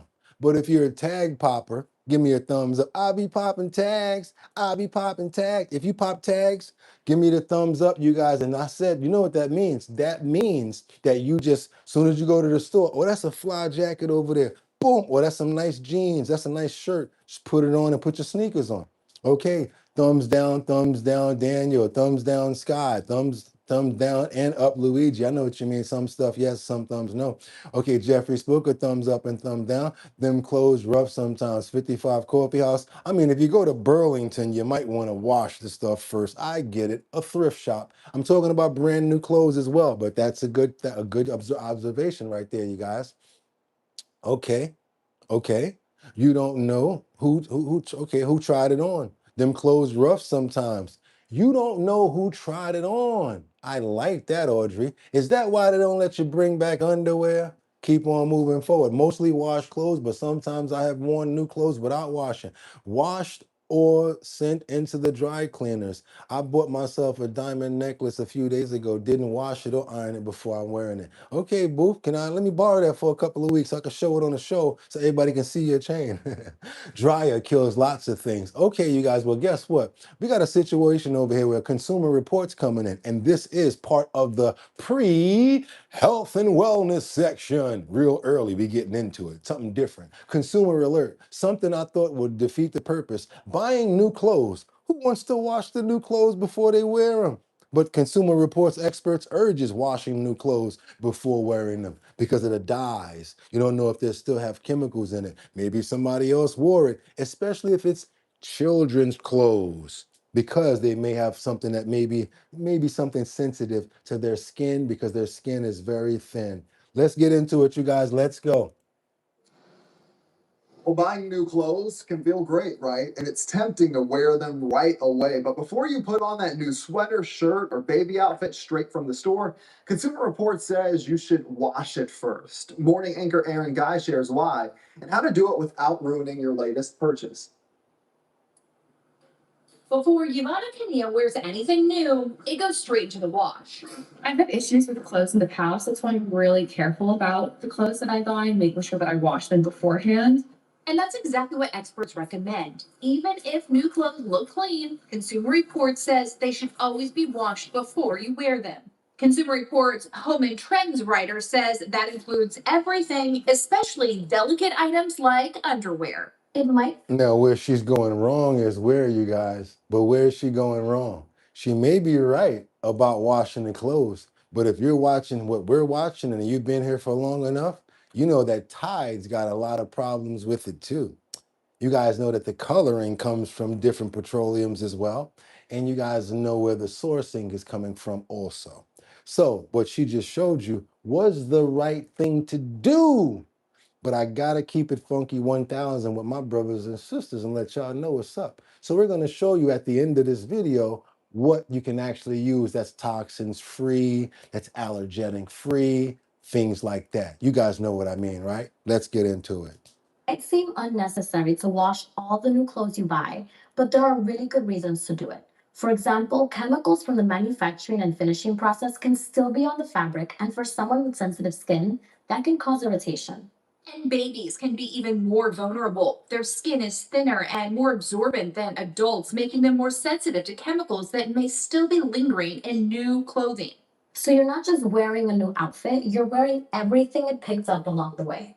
Many clothes travel thousands of miles before reaching you, from factories, warehouses, shipping containers, and store shelves where they're unpacked, handled, and even tried on by other shoppers. Ah, another idea why you need to wash it, right? Imagine you try on a pair of pants, and then the next thing you know, you take them off, and there's a skitter, like right in the crotch. Like you take the pants off, and you're like, "What the hell is that?" And then you look inside the pants, and it's the brown streak right in the bottom of the pants, but you didn't wash them. Let's keep on going. Along the way, your new clothing may collect dust, dirt, bacteria, even insects before ending up in your closet. So what's the safest way to wash new clothes? Consumer Reports laundry expert says, wash clothes with similar colors together. Some brightly colored garments can bleed or fade during the first wash. Washing in cold or cool water and the gentle cycle can minimize that and also reduce the risk of shrinking. And then I also use a special detergent to make sure that I'm not having a reaction. Two top tested picks for gentle detergent comes from Consumer Reports, Personal Free. Now here are the ones that I'm telling you guys to use. Stop acting like you don't know what a skitter is, man. A skitter is a burnout in your drawers. Ask your wife if she know what a skitter is. You know what they are, but she deals with them. I'm talking about those burn marks that's in the underwear that you guys be handling. Y'all know that's a skitter. You know what I'm talking about? Skid marks. Yeah, a skitter. Let's keep on going, you guys. Now we got the washing stuff that we need to be using. Come on, don't make me laugh. I'm already crying, please. All right, we got the one that's called Persil. That's one. That's what's recommended. Then we have another one that's called Ultra Clean, and that's coming in from Kirkland, you guys. Come on. Free and sensitive, and Costco's Kirkland Signature Ultra Clean Free and Clear. And before tossing anything in the washer, check the care label first. Following those instructions can help your clothes last longer and continue looking their best. Consumer Reports also recommends skipping fabric softener. It can irritate sensitive skin, leave residue inside your washing machine, and encourage mold growth. And over time, may even make some fabrics more flammable. Good information. All right, in studio, Air Guy, WPBF 25 News. Come on now, y'all know what I'm talking about. Like I said, if y'all don't know, ask your wife. I guarantee when you get in an argument with it, oh yeah, Turbo, you know what I'm talking about with a name like Turbo. You definitely know what a skitter is. Yeah, that's one of them burn marks. Look like a long black line when you want to drag strip. You got to get the torque going. You know how those drag races be out there and they go, and then they come back. because they want to leave that brown skid line right there to make sure that they got some torque to get into. And then soon as it Dun, dun, dun. They go, hit the gas. This way they can go straight, and they use that skid line that they already made down there to make sure that they're able to torque. So you guys, stop acting like you don't know what a skidder is. Let's keep on moving forward, you guys. Oh, I'm trying not to stop. I'm trying not to laugh. I'm really not, because I'm supposed to be telling y'all the jokes and not laughing from them. That's very unprofessional. Let's keep on going. We got to get on over to Pittsburgh.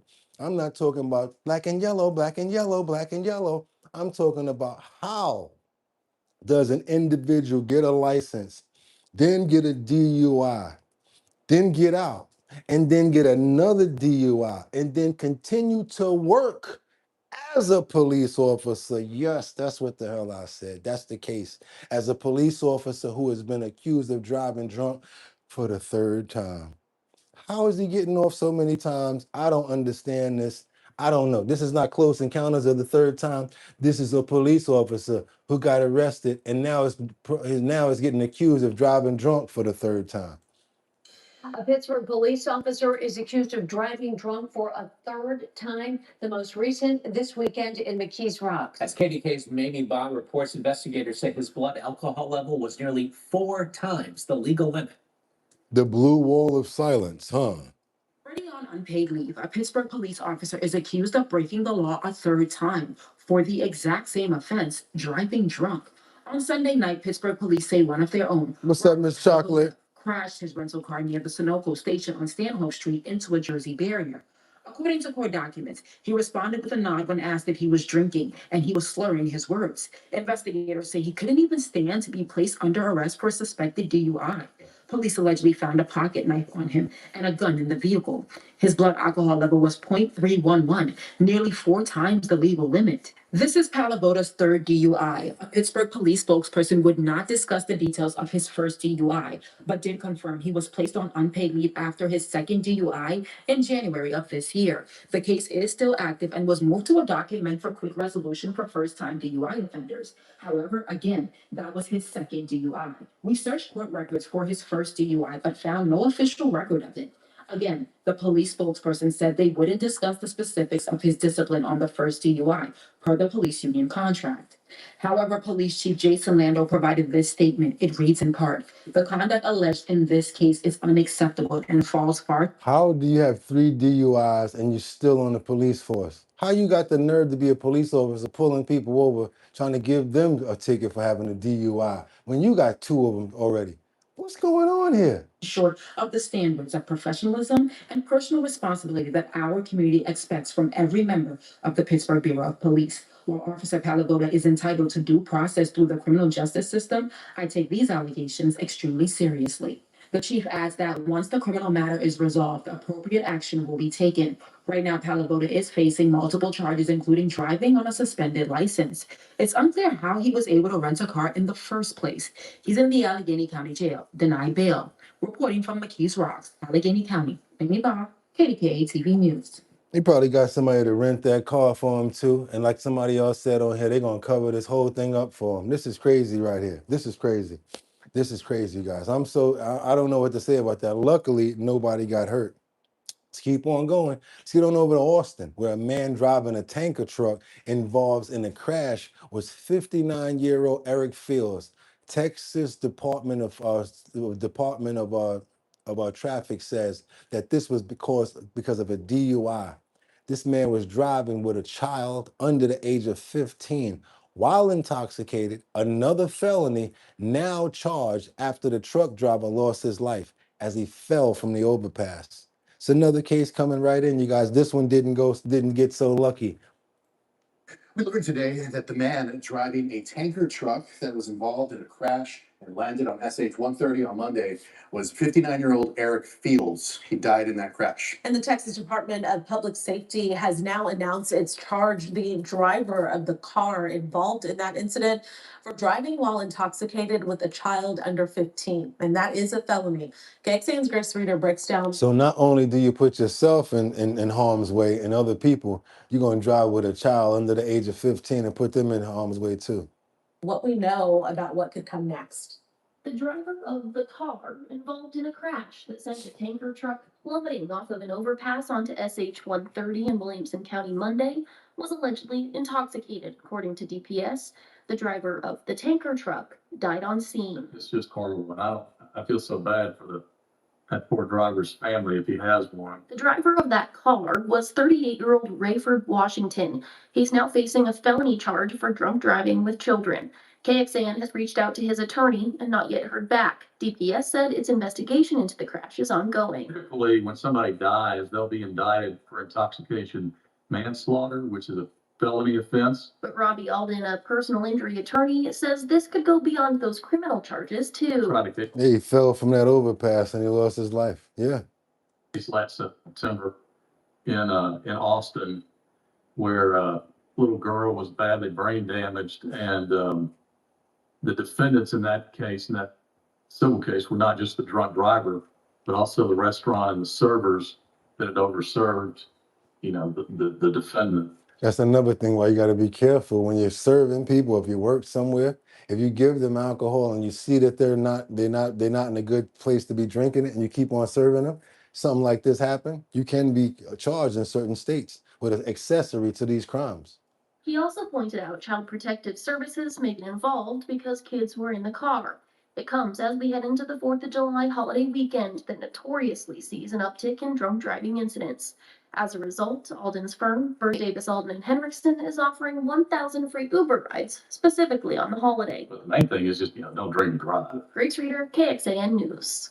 Y'all saw that, right? That didn't fall or get in an accident right there. That was a tanker truck that went over the edge of that overpass right there, you guys.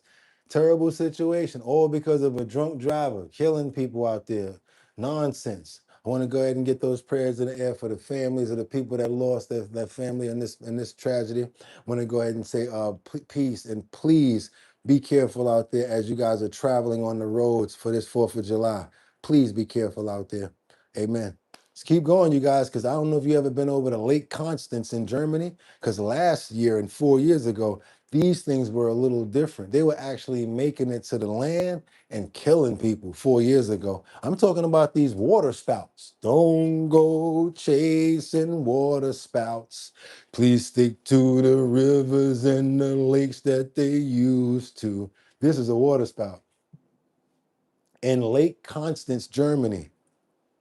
Looks kind of like a tornado, right? It's not a photo. The water's still moving. This is video. If you guys hear it, there's air going in the back. It's like a tornado over water. You got to be real careful out there if you're in a little boat or something. Yeah, this would be something to run away from. Much more dangerous than a wave or something like that. Yeah, it's a twister on the water. You guys know what's up with this.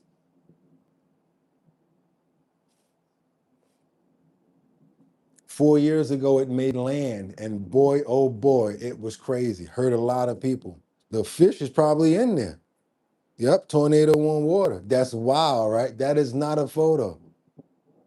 Look, that's how fish fall from the sky later, says only the hood. Look at that, y'all. Yeah, you see how it dissipated? It's crazy. Wanted you guys to see that. We never see certain things like that. Let's get on over to China, because now we got this situation right here.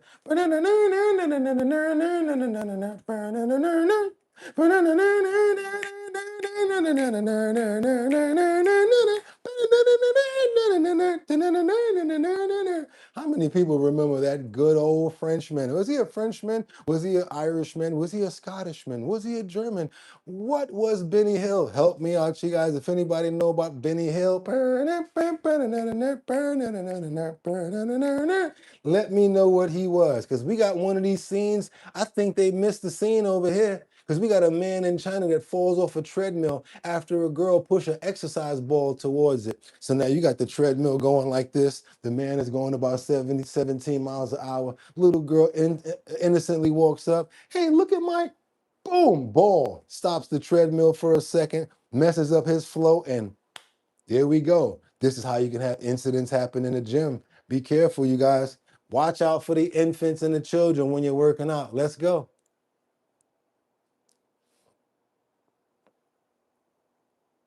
That's a dangerous moment when a man fell off a treadmill after a girl pushed an exercise ball towards the machine. And as you can see, now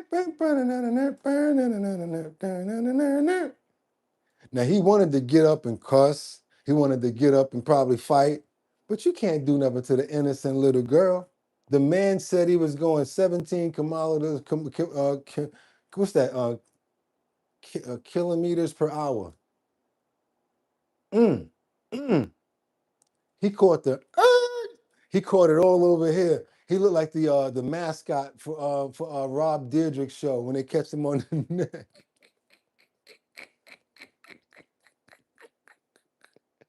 Oh God, you gotta see that one more time, fam. Come on, please give us that one more time. There you go. That's the neckle situation that we talking about there, with the neck on the treadmill. He working his neck out, y'all. I didn't know you could work out your neck on the treadmill. He didn't realize the girl was behind him and hurt his head from the fall. I'm sorry, I know. I shouldn't be laughing. I know. Fortunately, he was not seriously injured. The gym is public area and accessible to all residents of the building, report said. The girl's parents reportedly avoided taking responsibility for what happened. And the man is still waiting for an apology from them. The incident shocked many online.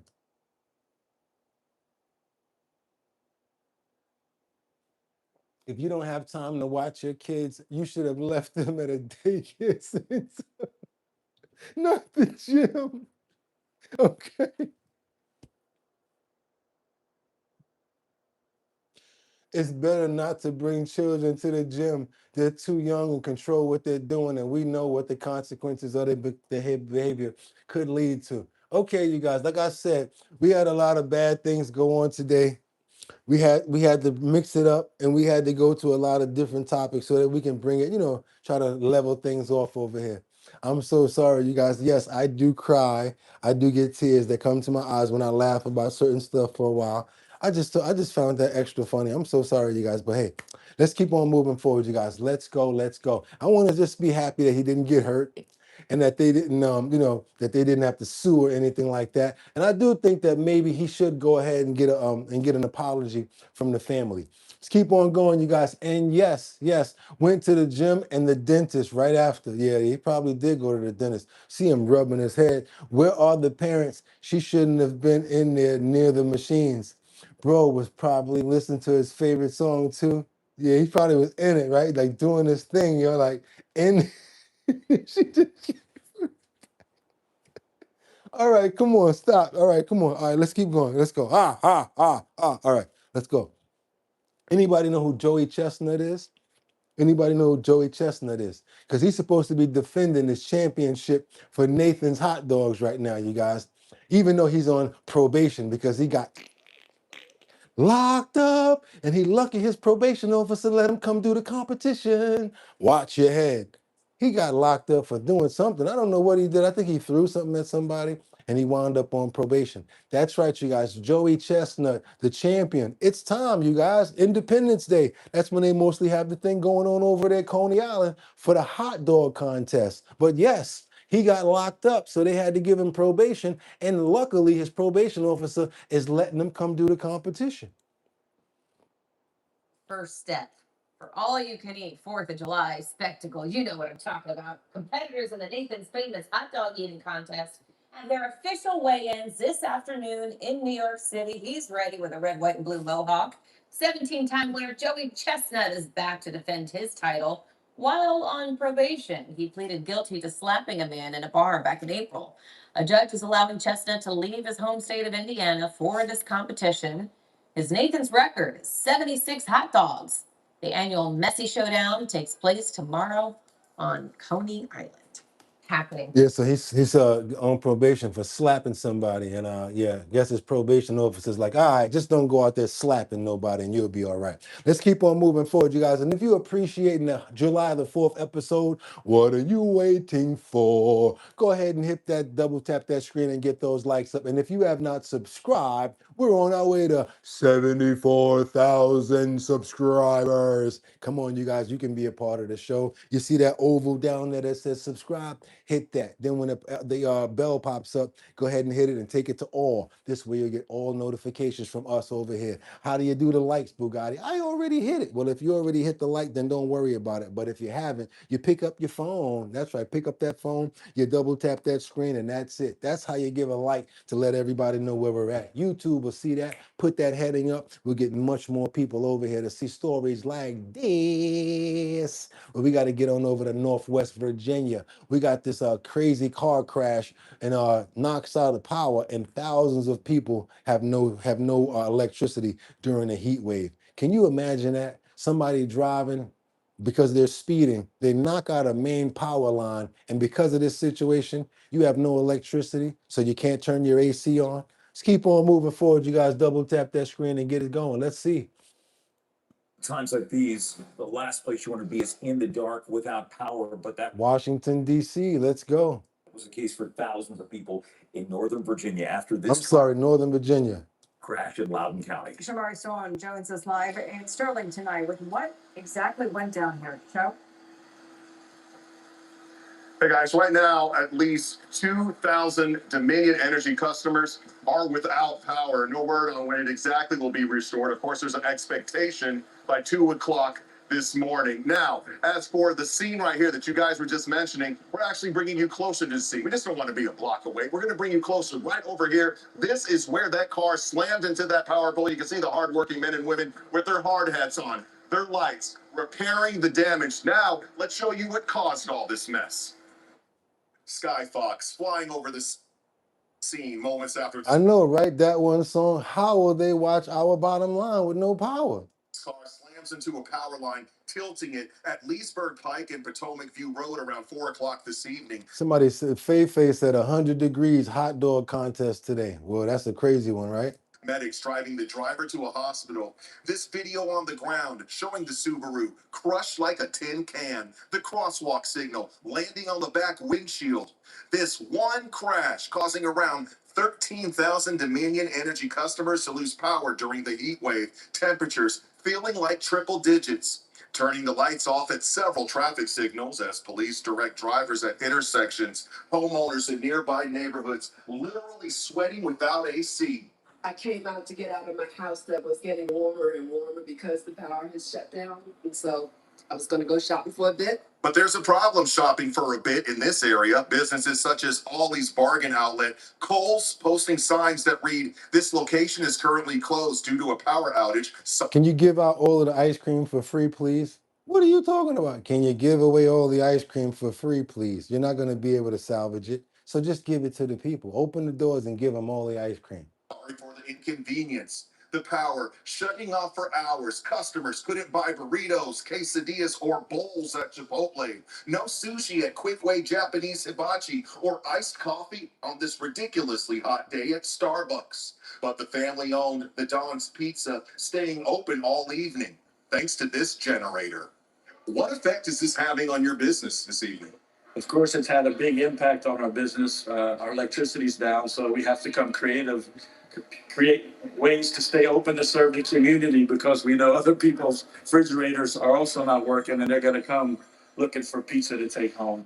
Hey, what's up with that phone ringing in the back there talking about you ain't got no power? What's going on with that? Turn them lights on, man.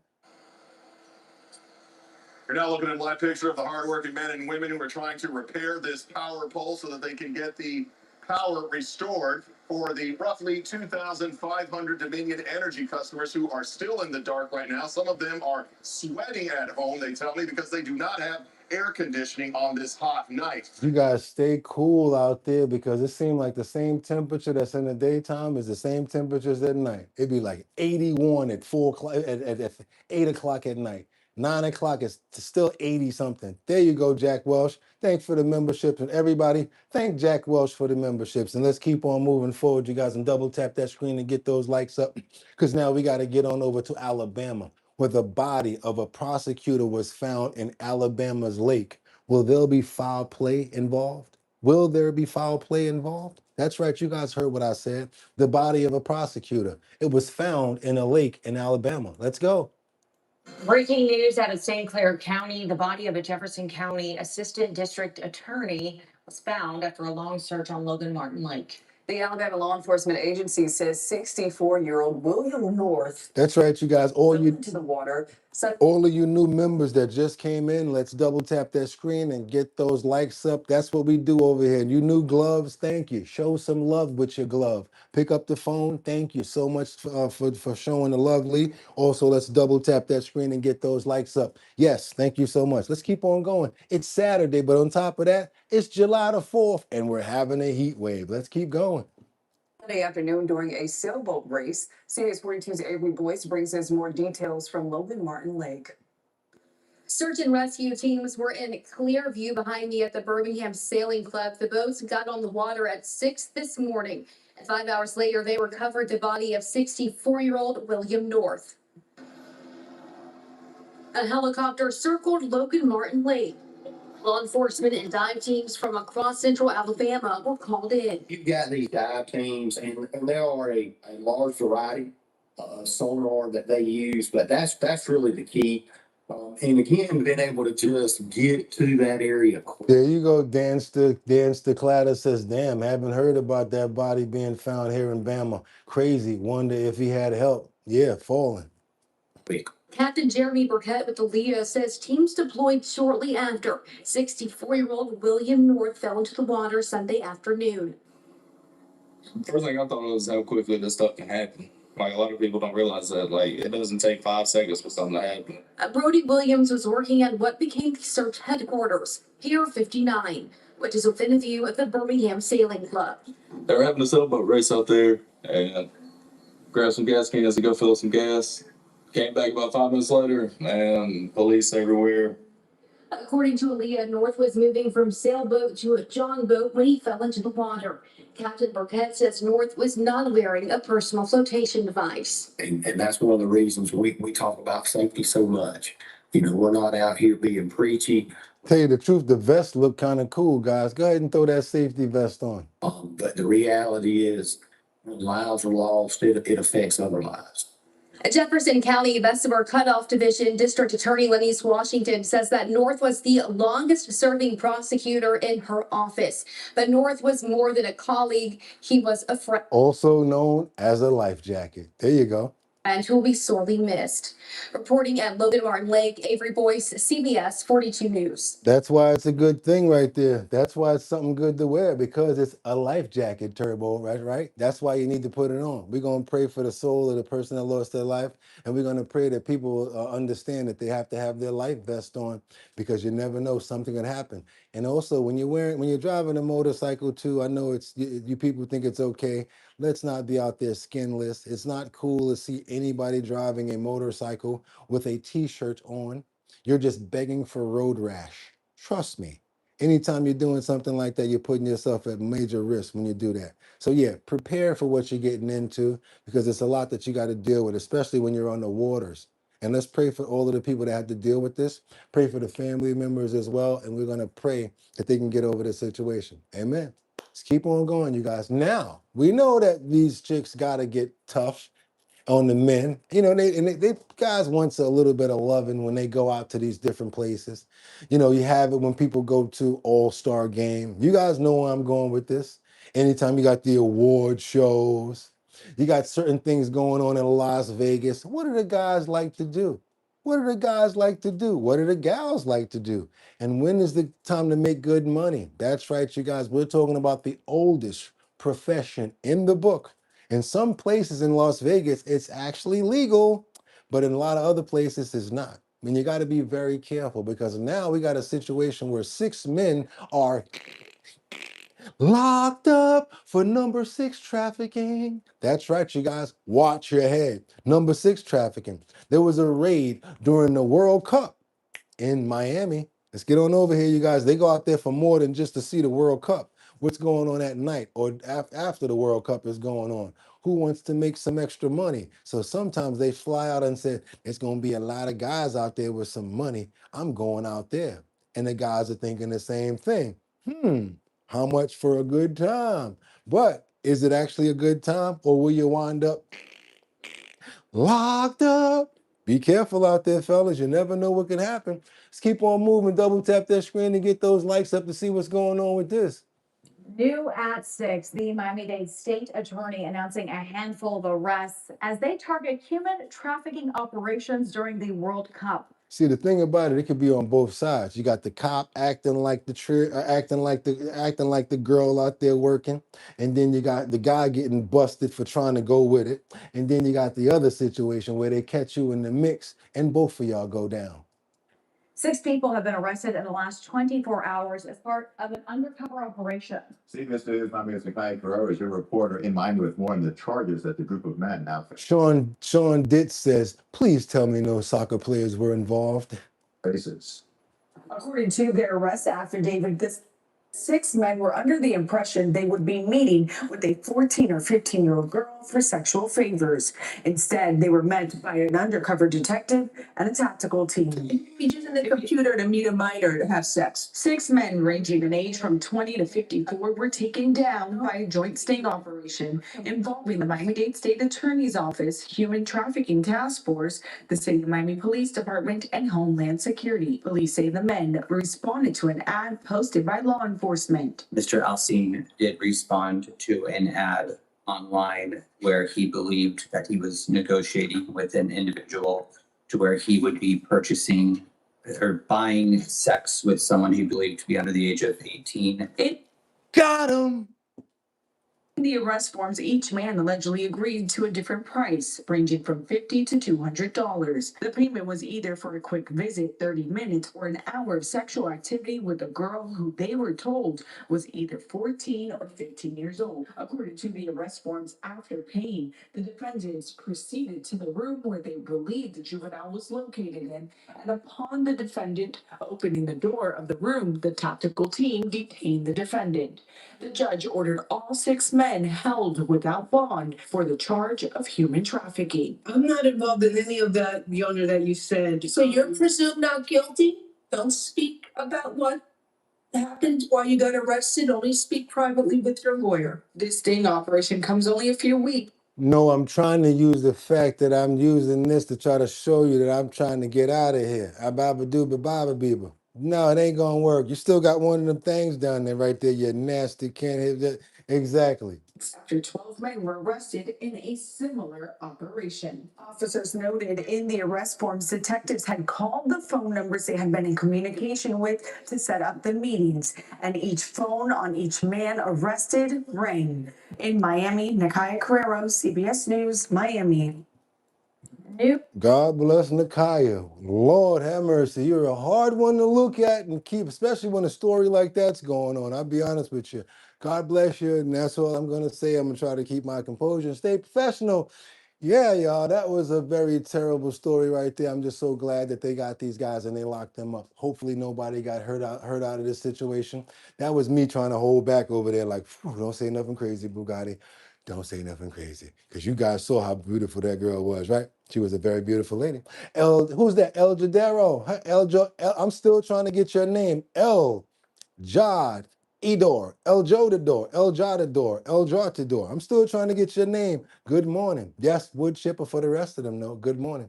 Let's keep on moving forward. Let's go. We got to get on over to Milwaukee. Janelle, Devival. Homicide Incorporated. Come on, you guys. You know what I'm talking about. Back in the days, those were our favorite shows.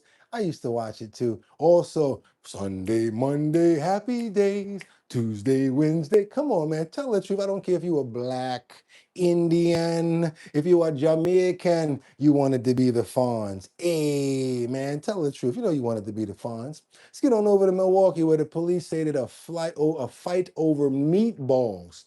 That's right, meatballs led Thomas Roderick Williams to snap and leads to a pow-powing at a Milwaukee wedding over the table manners, where the bride wound up being an enforcer and stopped the incident by taking his keys and whooping his ass. Exactly. Do I have to say it again? I just said it all. It sounds like I made it up, but that's what really happened. The bride wound up being the one that had to get calmed down. You won't be out here messing my wedding up. Matter of fact, since you did, let's go. No, I don't know. You done messed my wedding up. Boop bap, boop bap. Took his keys and still kept on moving forward after she whooped on him. Let's go. I'm talking about, I'm not playing. That bride was not playing. You done got that bride mad messing up her day of grace. Come on, let's go. A fight over meatballs. Investigate wedding hall near 56th and Fond du Lac in Milwaukee. 12 News Emily Pofall. A fight over meatballs. Investigators say it led to a shooting during a wedding reception. Police swarmed the scene Saturday night at a wedding hall near 56th and Fond du Lac in Milwaukee. It must have been some good damn meatballs to be powering over them. 12 News Emily Pofall is leading us off here live at MPD headquarters. And Emily, police say the shooter is on the loose. Right there, there's an arrest warrant out Assault for a meatball. for 41-year-old Thomas Rederick Williams. Investigators say that he shot two people at a wedding reception after a fight over table manners. A meatball brawl. Blue lights, crime scene tape, and uniformed officers. Police responding to a double shooting at a wedding reception Saturday night near 56th and Fond du Lac. What was supposed to be the best night of the couple's lives turned into one of the worst. Newly filed court documents say it started as a fight over food. She ready to keep going. She like, you want some too? She ready to give it to somebody else over that. One of the victims, a woman in her 30s, told investigators she saw a groomsman eating meatballs directly with his hands. She told him to use a plate and he punched her. The woman's brother-in-law intervened and started fighting with the groomsman. During the scuffle, court docs say a third person, identified as 41-year-old Thomas Rederick Williams, shot the woman and the man fighting with the groomsmen. Taking the meatballs right out the tray. That reminds me of a scene on King of Queens where he was like, 1, 2 devil eggs, 3 devil eggs, 4 devil eggs. How many is this maniac gonna take? Docs say Williams tried to drive away, but the bride, fresh from the altar, foiled his escape. She told cops she got into a physical altercation with Williams, then took his car key, trying to stop his getaway. All those bridesmaids, you got the groomsmen there, you got all the ushers. Meanwhile, the wife, she's the one that's the most angry. Let me tell you something what you don't do. You don't mess with a bride on her day of her wedding, because she's either going to have a smooth day all the way through, or she's going to have a day to give you guys to remember. I'm telling you, you do not mess with a bride on her wedding day. Talking about messing up nothing. You keep on, you playing with fire. Lucky she ain't pulled the strap and start crapping people. But investigators say Williams took off running and has evaded capture ever since. And Emily's back live with us tonight at 10. So she whooped him, took his car keys, and called police on him, and then he had to run up out of there. Yeah, and left his car, and they still looking for him. We also learned Williams was not supposed to have a gun at all. He has a felony prior conviction for strangulation. There's a warrant out for his arrest. He's facing 2 reckless injury charges and a felon in possession charge. If he gets convicted of all 3, he could face more than 50 years in prison. Police do say the 2 people he shot will recover. Emily Pofall, live for us here tonight at 10. Crazy story right there. I'm glad it went down like that and nobody lost their lives, you guys. I'm glad nobody lost their lives over the meatball disarray. Everybody, what you said, a brawl over meatballs. We got to get on over to Texas, you guys, San Antonio.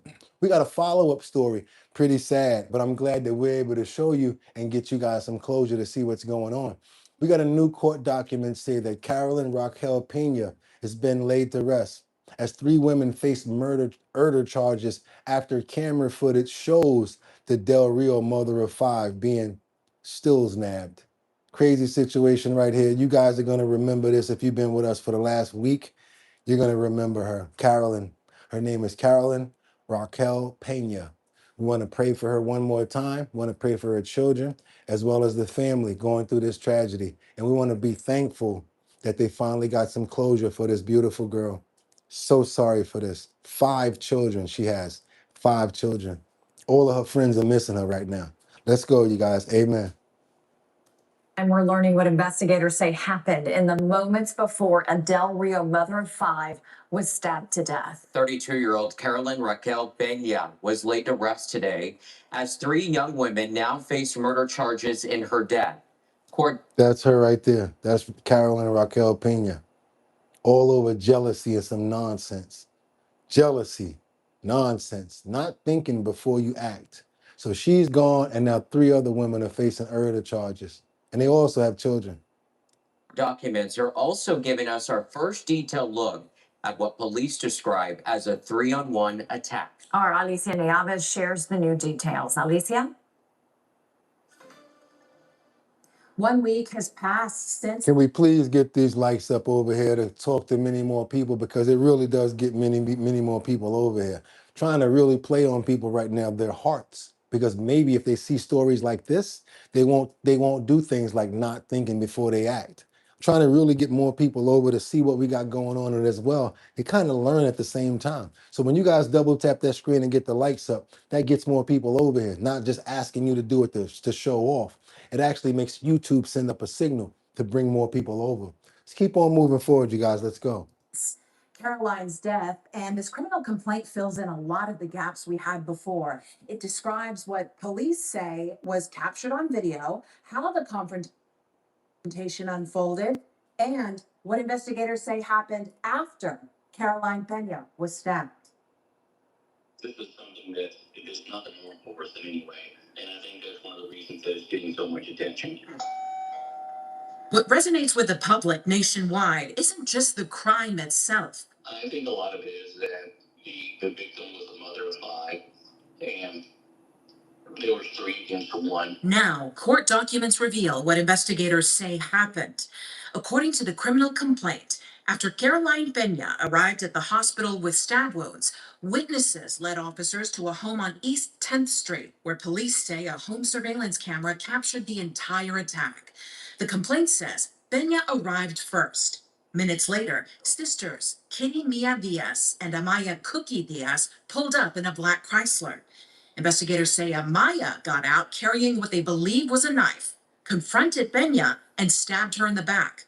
Police say the video then shows Kitty and Keandra Renee Foss joining the assault before all 3 left the scene. Police later tracked the Chrysler to a home on West Strickland, where investigators say the sisters had changed clothes and appeared to have recently showered. Even though investigators say Amaya wielded the knife, all 3 women now face murder charges.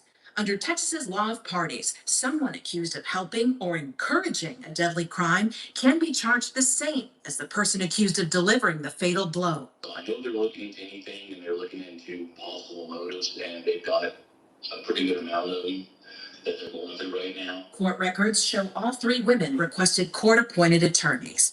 Chief Ramirez says he does not expect any additional arrests. They're putting all their efforts into it to figure out exactly what happened, to make sure that every avenue is pursued.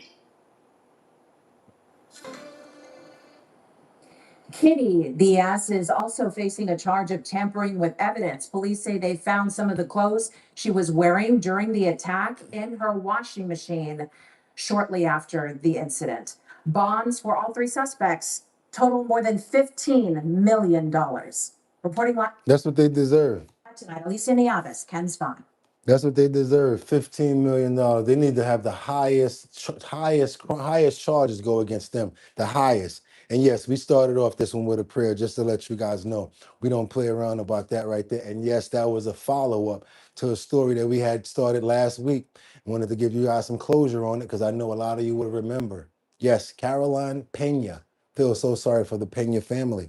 Want to keep on moving forward right now, you guys, because we got to get on to another Peña. This one is an ex-FDNY firefighter. His name is Michael Peña. He was drunk and high as he blew through a red light and slammed into a man's car. Yeah, the man's no longer alive. He's pled guilty to the accused 2025 death in Queens. So sad, because, of course, the man's dad is there at the arraignment. Let's see what his dad has to say about this situation. Let's keep on moving forward. Double tap that screen to get those likes up, you guys. Let's go.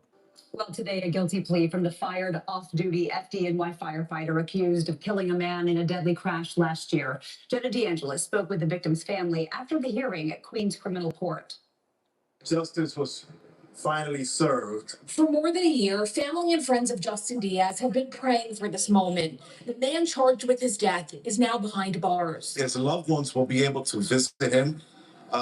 Where do I go to visit my son? I have to go to the cemetery because of the reckless actions of Michael Pena. Prosecutors say 29-year-old Michael Pena, an ex-FDNY firefighter, was drunk, high, and driving more than 3 times the speed limit when he blew through a red light and slammed into Diaz's car. 23-year-old Diaz was on his way to work at LaGuardia Airport. No, no, no, no, no, no, no, no, no, no, no. Not just gonna let that go past that fast. It's Mr. Diaz right there who lost his life in this tragedy right here. It's him right there. Because some idiot fire department, FDNY, believe it or not, decided to drink and be on D-rugs and blow through a traffic light. He's no longer alive anymore because of this. An incredible young man with such a bright future.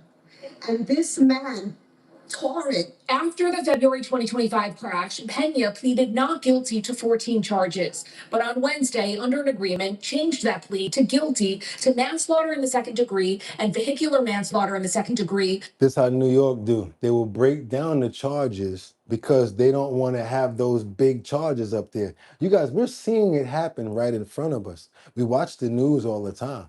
So when they're talking about dumbing down the numbers and things like that, this would be called the VH, vehicular Hills homicide, right?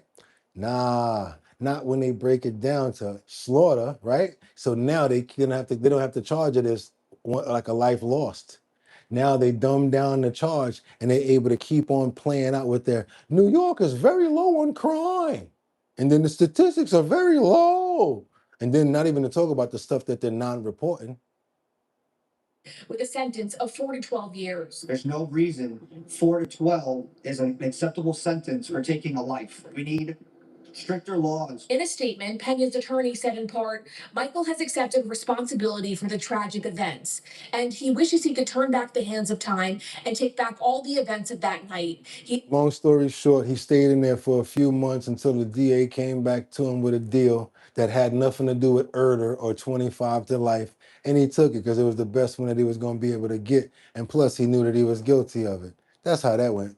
Is deeply remorseful and apologetic. We have been robbed of a lifetime. A street has since been renamed to honor Diaz, a young man who lived life to the fullest. And in his memory, his brother encourages others to do the same. Go see that country you want to see. Go eat at the restaurant you want to eat. Life is too short. The next step is sentencing, which is scheduled. Yo, Boogotti, why you wear a suit every day? Because I was lucky to wake up this morning. Now you guys get it? For July 16th. Outside Queens Criminal Court, Jenna DeAngelis, CBS News, New York. That's right. You savor and you be thankful for every single day because you never know. That was some very wise advice right there that we got. And then we want to pray for him and we want to pray for his entire family. We want to pray that they get to the bottom of this. And now that they finally found out what's going on, I want to see that this this FDNY person gets as much time as possible, even though he dodged it by doing that and taking that plea. Sad situations here, but what are we going to do about it, you guys? Knowing is actually helpful because at least we really know what's going on. Want to pray for his family, his mother, his brother, his sisters, all of the people that he was going to help in his life. Amen. Let's go get on over to Chicago. This one is called Operation New Dawn as they target the worst of the worst in Chicago area. Now, this is a crime spree that's been going on out there. This is kind of crazy because then they really hit the criminals hard on this one. Check this one out, you guys. Let's go. This is Operation New Dawn. Enforcement just finished a big joint operation in Chicago. Joni Long is live with what made this crackdown different and what it accomplished. Hey, Joni. Lauren Terrence, U.S. Attorney Andrew Boutros said that law enforcement had to move at the speed of violence to take dangerous criminals off the streets here in Northern Illinois. He called Operation New Dawn a badgeless operation because all the law enforcement agencies worked under the banner of the flag as the 4th of July approaches. The investigation was announced with a produced video showing agents hitting the streets to fight crime. U.S. Attorney Boutros says that the efforts are aimed at Chicagoans who are afraid to travel, engage in recreation, or let their children play outdoors due to gun violence in the city. 11 agencies worked together to bring charges against 179 criminal defendants in 140 cases. Watch how much stuff they got. Look, I got to be careful on the next one because they got so much. It's like a cachet. They took a lot of D-rugs off the street in Chicago, you guys, as well as a lot of weapons. You got to give them their props for this. 305 fugitives were apprehended and brought into custody, and 24 missing children were located and safely returned home. Guns, drugs, and a massive success. 60 days ago, I assembled Chicago's entire federal anti-violence apparatus and asked them to focus on a single mission: to set aside the barriers and disrupt violence in the Chicago and Rockford areas by arresting the worst of the worst offenders who would then face federal criminal prosecution. Probably not gonna hurt the cartels that bad, Turbo, but it's gonna hurt these criminals that they brought off the streets, I tell you that. It's gonna hurt their operations, I tell you that. Probably not gonna hurt the cartels, but they out of there. I call this unprecedented anti-violence mega bust. Yeah, Miss Chocolate. New Dawn.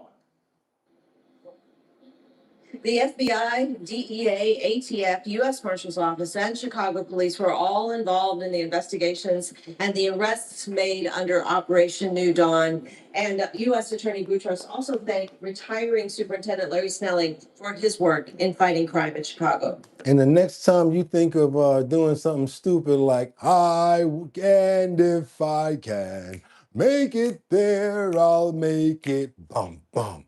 Anywhere, it's up to you. New York, New York. That's right, you guys. The next time you think about doing something crazy, like climbing up to the top of the Empire State Building to let your wife, your fiance know that you love her and you're gonna ask for her hand in marriage, you'll probably think again. Because guess what? We got the real life body camera footage of when the police went up there and said, "Come here. Put your hands behind your back." I was wondering, who the hell went up there and get them? I couldn't be the police officer that they say, "Hey, Boogotti, go up there." I'd be like, if I go up there, I'm not gonna come down correctly. Trust me, I'll be up there scared to death. But yeah, they got some body cam footage of the real brave officers. That's right, some first responders going up there to actually climb up to the spilt and see if they can bring them down.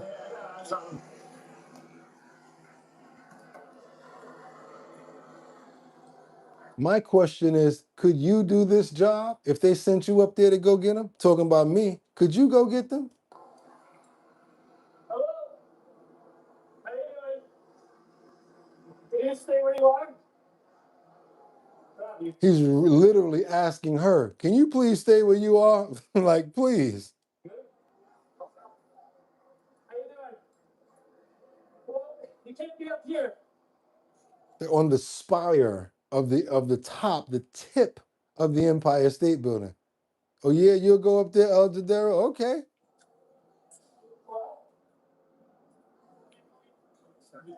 Miss Chocolate, only heights I mess with is Washington Heights. I ain't messing with no heights. And I really mess with them. My knees are weak too, Brian, just looking at it. You okay? Well, hold on a minute. Turn around.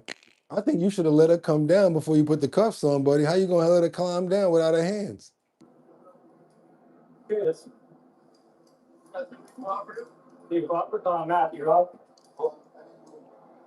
You guys gonna be cooperative?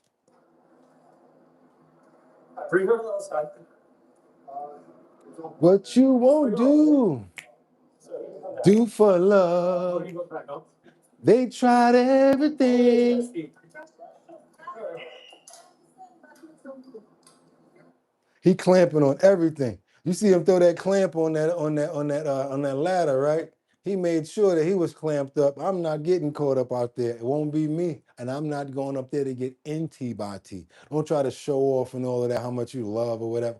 Yeah, whatever. But what if somebody say, I'll marry you if you climb up to the spire of the Empire State Building and vow your love to me? I'll be one single something for the rest of my life if it had to be me. Let's keep on moving forward. You guys double tap that screen to get those likes up. Yeah, they already married. Oh, yeah, they were. They're already married and they do this all the time. Oh, I'm sure that they have a motive. Okay. I know one thing. It looked kind of weird when those drones were going around. Kind of looked like Batman and Catwoman on top of the Empire State Building in Gotham, right? Let's keep on going, you guys. We got to get on over to Detroit because a former Lion, that's right, Lion, roar. That's right, a former Detroit Lion. Anybody know Terrion Arnold Barnes? He's out of prison. That's right, on the Tampa kidnapping and robbery case. You guys heard anything about this? They said that they weren't going to be able, that they didn't want to put an ankle monitor on him because he was in the NFL. Guess what happened?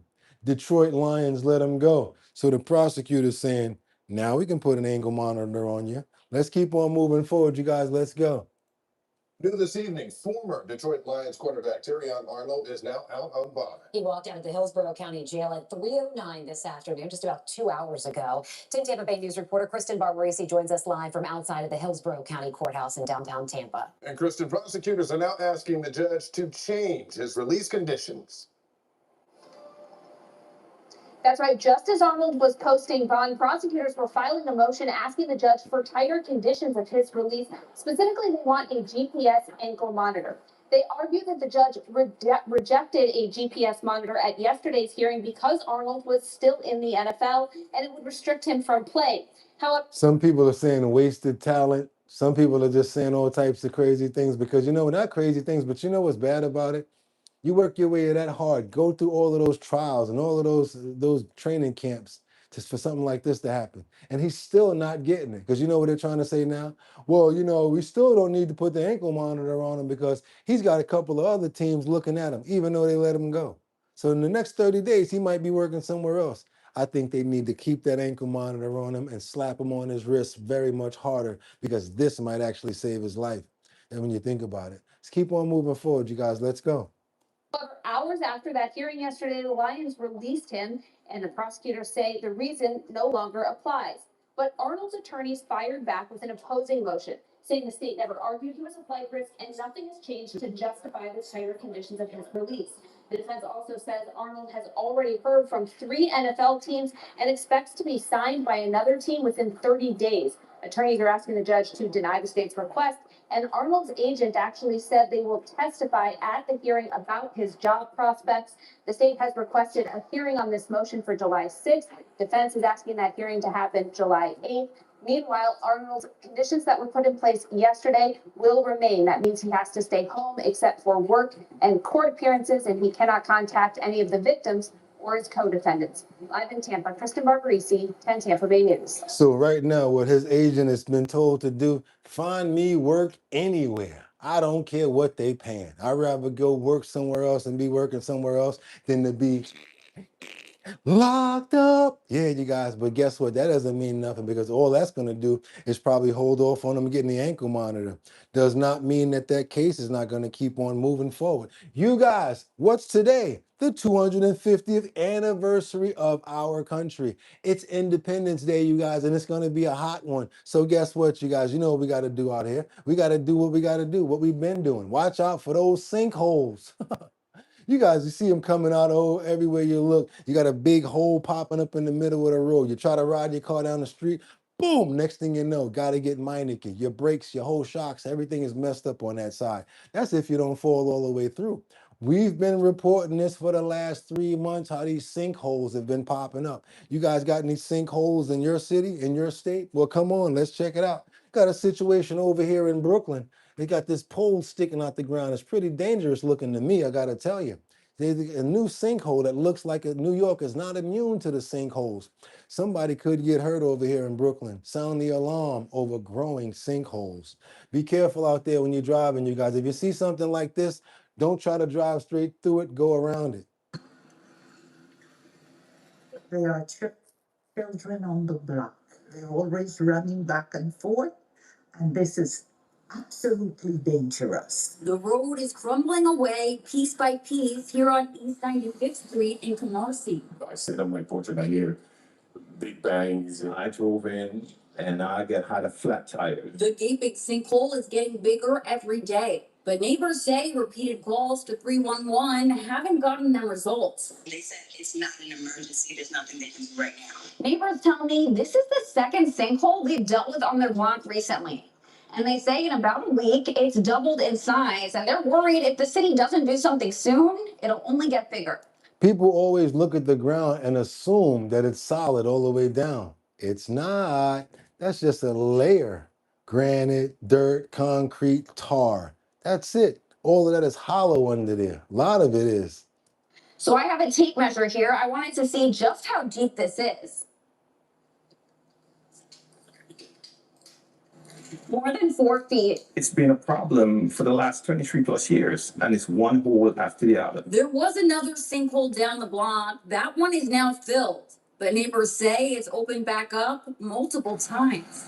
They just come and patch it, and that's not what it needs. I reached out to the Department of Transportation. Somebody said I would not be standing there. Floyd, you retired in 2006. Congratulations. They directed me to the city's Department of Environmental Protection. When I told them the photos I sent were ones I took today, they told me they were sending a crew out to investigate. That looks like a tunnel, right? You see the sand, you see the gravel, you see all the levels right there. Those are the levels going all the way down. A long time for stuff to get done, and I don't think that's fair. What's your message to the city at this point? They need to rectify the problem.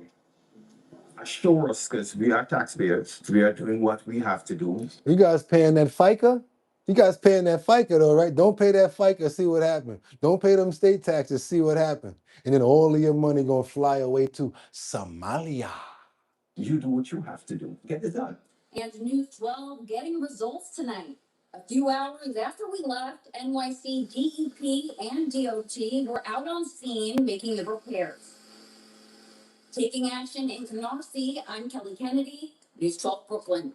That's right. It's water, water washing away right under it. And if you go down to Chelsea around 20th Street or like 21st Street and you stand, you can hear the aqueducts. You can hear the water going under. You can hear all of the water going under New York because we're an island. It's called New York City, but we're on an island. So the closer you get to the edges of the island of the shore, you get a lot more hollowing out. So you're gonna hear all types of water and stuff going on. So don't be surprised when natural disasters, heat, changes in temperature, in the weather, and in inclement conditions, like when you are in the wintertime when they throw in the ice and the salt down, how it damages the concrete and it damages the tar, and the cars keep going over it with the plows. That's just digging up a whole nother layer, thinning out the layers. Yeah, we deal with that all the time. Keep on looking forward, you guys, because we got a whole lot more to get into. This is our bottom line, and this is how we do it over here. And if you've been around for the beginning of the show, you know what time it is. It's time for the health and wellness section. And the reason I'm real happy about this one, you guys, is because it's something that we've been trying to talk about for the entire 2 months, 3 months that we've been here. We've been talking about preventing this monster. We've been talking about how it's taken our family members, how it's hurt our friends. We're going to confront this monster right to its face by understanding its powers, how it works, how it adapts, and how it hurts us. We're going to get into it right now, you guys, with one of our favorite doctors that always does us right and always steers us in the right direction. We're going to do this today with Dr. Eric Berg, because cancer is more terrifying than I thought until I found this doctor, Eric Berg. Now, right now, you already have cancer cells, believe it or not, inside of your body. They're doing it, they're precancerous cells. But even within a tumor, there can be many different types of cells. They survive many different ways, and they actually can go after your immune system. They have different types of fuels. Many different things fuel these cancers. Let's say if you got a small thing sitting there dormant, Once you start smoking, you start drinking, you start doing these D-rugs, you start eating this wrong type of food, you're making those certain kind of so those cells open up. You're giving them life. You know what I'm talking about? Did you know that cancer actually has scouts?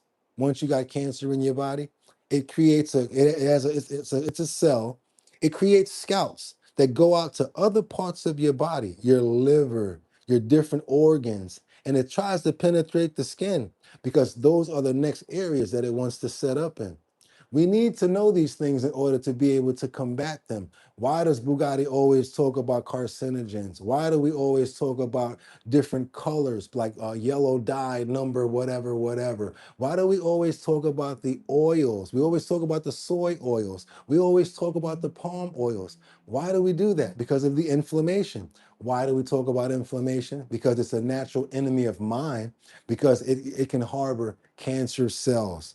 We got to get into it, you guys. I know a lot of people are scared of this topic and want to run away from it and think it's something that we should not be talking about. But guess what?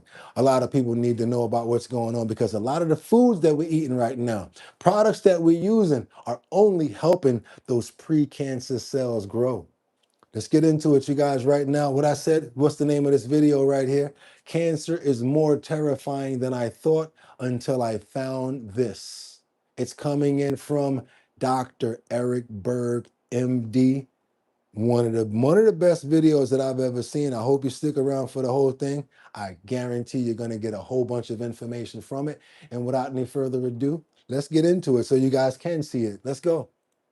Cancer is more terrifying than I originally thought until I learned this. Right now, you actually already have cancer cells. And I'm talking about the pre-cancer that can turn into cancer, not the active cancer. How do I prevent the cancer from growing in my body? Even within one tumor, there are dozens or sometimes hundreds of different types of cancer cells. So that's just a tumor, and it's got a bunch of different cells in it. That's why they want to get those tumors out of you, because you never know what they can explode to actually be, right? But we want to concentrate on those cells while they're small.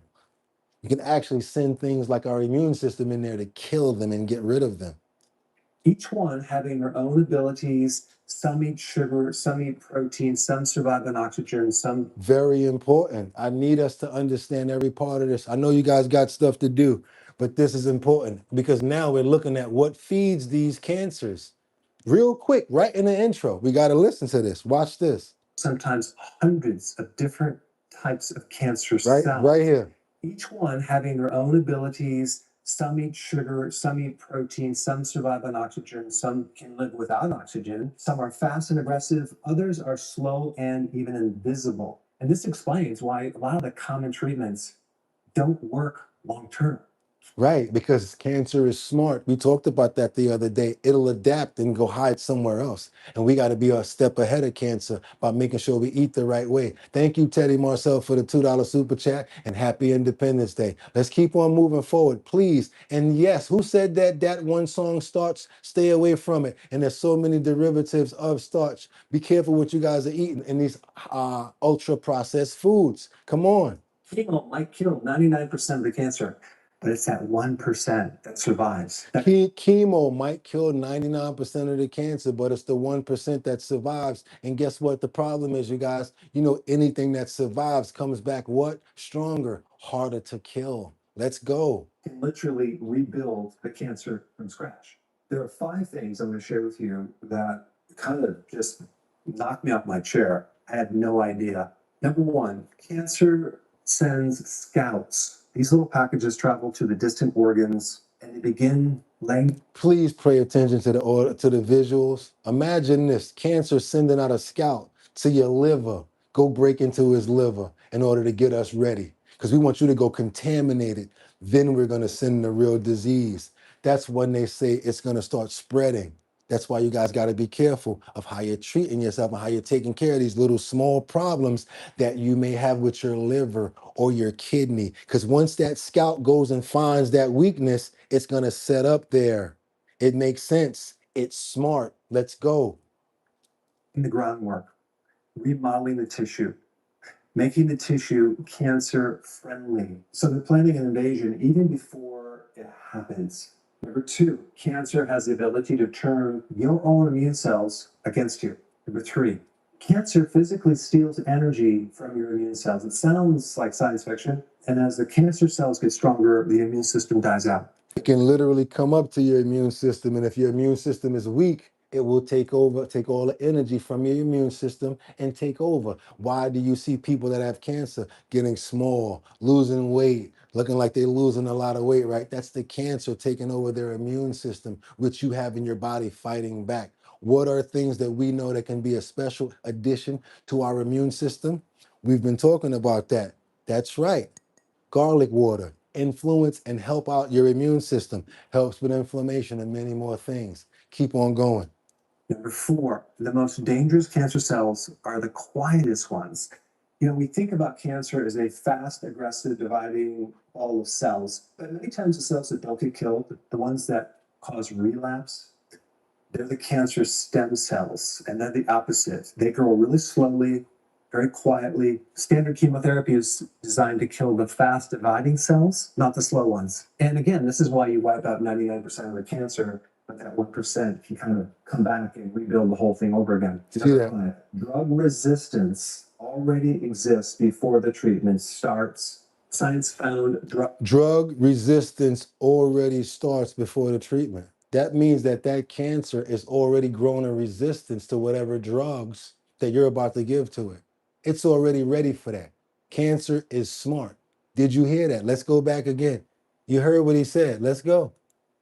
Percent can kind of come back and rebuild the whole thing over again. Number five, drug resistance already exists before the treatment starts. Science found drug resistant cells hiding in the tumor cells before the first dosage of medication was ever given. Now, I am going to give you the best solution to this depressing problem, but there's just some really fundamental things that you have to know about cancer, of exactly what it is.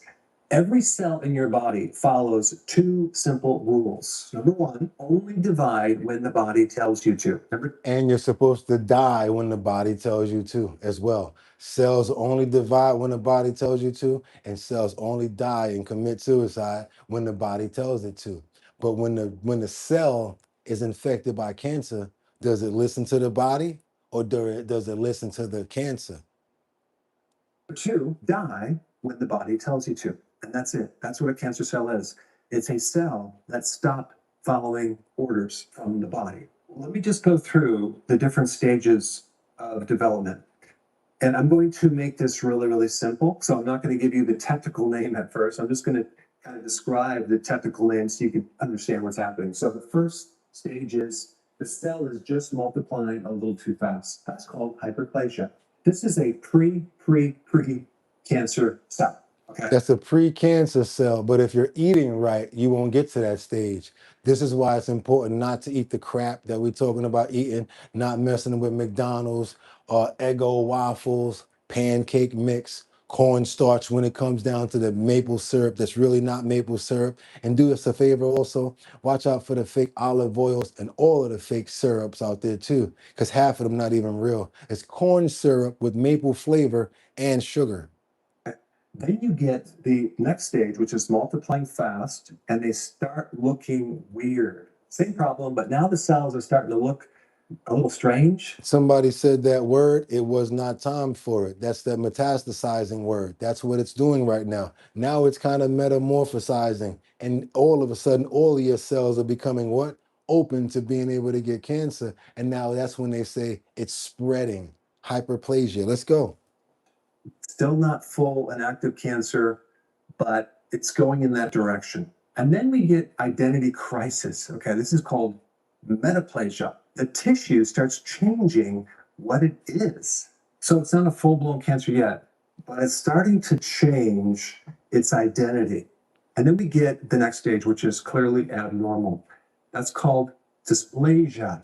If your body immune system is strong enough, it can still change this cell back. This is what I want you guys in order to understand. If your body's immune system is strong enough, it can still fix this cell back. The cells look completely wrong under a microscope. Now, what you have to realize is only 5 to 15% of these cells actually go into the next stage right here. And the good news is your body is actively correcting this and quietly reversing this problem. You guys got to make sure that your immune system is healthy. Make sure that you're eating right so that your body can have an immune system to do this.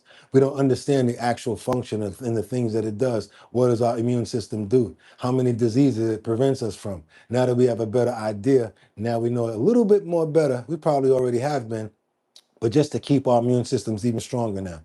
Okay, so your body is trying to repair at every different stage. All right, the next stage is the cancer that has not escaped yet. This is called carcinoma in situ. This is actual cancer, but it hasn't been broken out of its location yet. And then we move to it's moving. Okay, this is called an invasive cancer. This is how my friend lost his life when it came down to the pancreatic cancer. They knew that he had pancreatic cancer, but by the time they knew where it was coming from, it had already started spreading throughout his body. So they couldn't really do anything about it. He'd been smoking cigarettes for over 25, 30 years, and it basically wasn't living the type of life that he should have. Not eating right either. Fast foods and things like that as well. Not eating, not sleeping right as well. A couple of other things that could have played a lot of parts into it as well. But yes, you guys, everything makes sense, and it all plays into these different stages. And once it gets to this stage, kind of screwed because it's already moving and all the other cells are already affected. Now it's spreading locally to the surrounding tissues. And then it moves into this, it's traveling. Okay, this is a metastatic cancer. Now it's moved to other organs through the bloodstream or the lymph system. And this is the most dangerous stage right here. There's a scientific debate worth talking about. You have the traditional view where DNA mutations come first, and then something damages the genetic code, and then the cell starts behaving abnormally. But there's a growing body of research that talks about that whole thing being just the opposite. Abnormal Behavior, dysplasia. environmental change happens first through what's called epigenetics. That's your environment, that's lifestyle factors. And then the DNA mutations happen after. Now, this really matters enormously because if the environment comes first, like I just mentioned, then the environment is where the prevention lives. If the environment comes first, then the environment is where the prevention lives. You can't take care of sick fish in bad water. You got to give them clean water. Here's another example. If it's the other way around and it's all about genetic mutations, then what can you do about it? You're screwed. If your environment is off, everything else struggles. It's like a fish tank. Pollute the water and the fish get sick. You could feed them the best food, you could treat every single symptom, but if the water stays toxic, nothing recovers. The body runs on 10 signals like insulin, cortisol, inflammation, sleep quality, gut function. Every one of them affects how you feel. Yep. But there's always one signal that is more broken than the rest. And until you fix that one, everything else stays stuck. I built a free 2-minute quiz that finds it for you. It tells you which one of the main signals is holding your body back right now. Click the link in the description, take the quiz, and stop guessing. Now, And yes, because it's us and it's our bottom line. You heard what he said. Take the quiz, right? Because this is going to basically let us know that what we can do. So yes, all you guys got to do is go to the Discord if you want to get on this video and click it again to actually take that test. Or you can go on to where I already told you what the name of the video is, but I'm not going to do that again because we don't do that until the end. But if you go to the Discord, you'll be able to actually take that quiz. I think it's an important quiz. The nature of cancer, there's a couple more things you need to know. One of the biggest signals for growth in our body is insulin. So this is why every time you eat, especially sugar refined carbs, insulin increases and tells the cells to build, divide, grow, even store fat. Well, in cancer, that signal is jammed. So in other words, it doesn't wait for permission to turn on or turn off. It's on constantly. Its goal is to build and grow as fast as possible from all this glucose that it's eating up. Because when the cancer cell consumes all this glucose and it's creating all this lactic acid, your immune system gets paralyzed. But insulin is a really important growth factor. In fact, the medication metformin, which is for type 2 diabetes that helps lower insulin because it improves insulin resistance, apparently also reduces the risk of cancer by 25 to 40%. That then can lead us to strategies like prolonged fasting. What does that do? That completely prolonged fasting. Now we got some people in the comments that was talking about fasting, because now what are you talking about doing, Boogotti, when it comes to prolonged fasting? You're starving the cancer cells. So you might want to have that stupid, I'm so sorry I got to do this, that Dunkin' Donuts drink that you have every morning with all of that caramel in it, with the whipped cream on top, with the extra shot of this, extra shot of that. That's feeding the cancer. I'm going there this morning. Yeah, I'm going there this morning. All of that crap feeds the cancer, the sugar cancer. You get what I'm saying? And the other cancers get whatever they need out of the other byproducts of that garbage that you drink in the morning from Dunkin' Donuts. Okay, cool. So now that you got that going on, where you got these things coming in, let's keep on moving forward. So now you see what cancers are actually feeding and what they're actually getting off of it. So that's why we got to be a little smart about our diets and not just do things because of our taste buds and because we're ignorant. I'm using the word, we're ignorant, because I don't care. I got to have my such and such mocha whatever in the morning. For how long? it shuts down the resources for cancer, whereas your own body's cells can deal with prolonged fasting very easily. Now, those cancer cells need that sugar every day. They need that Dunkin' Donuts crap all the time so they can build and get stronger, right? But if you go on a fast, you know what's going to happen? Your body's cells can go on a fast for 24 hours. It can handle a fast for 48 hours. You know what cells can't handle a fast? Cancer cells can't handle fasts because they need it all the time. That's why they say it's good to fast. Let's go. Cancer cells are kind of already living on the edge, and you just push them over the edge when we do prolonged fasting. You have a very important cell. It's called the guardian cell. That's the guardian. And there's a protein, P53. When P53 detects a cell with serious damage, it stops the cell from dividing, and then also it tries to fix the damage. And if it can't, it will tell it to kill itself. Do you understand how smart your immune system is if you keep it up? And this is at late stages of probably getting cancer, you guys. I got to bring it back. I'm sorry. I know you thought we was going to go quick through this, but no, we're not. Especially not when it makes sense like this on a topic that we talk about every single day. Let's go.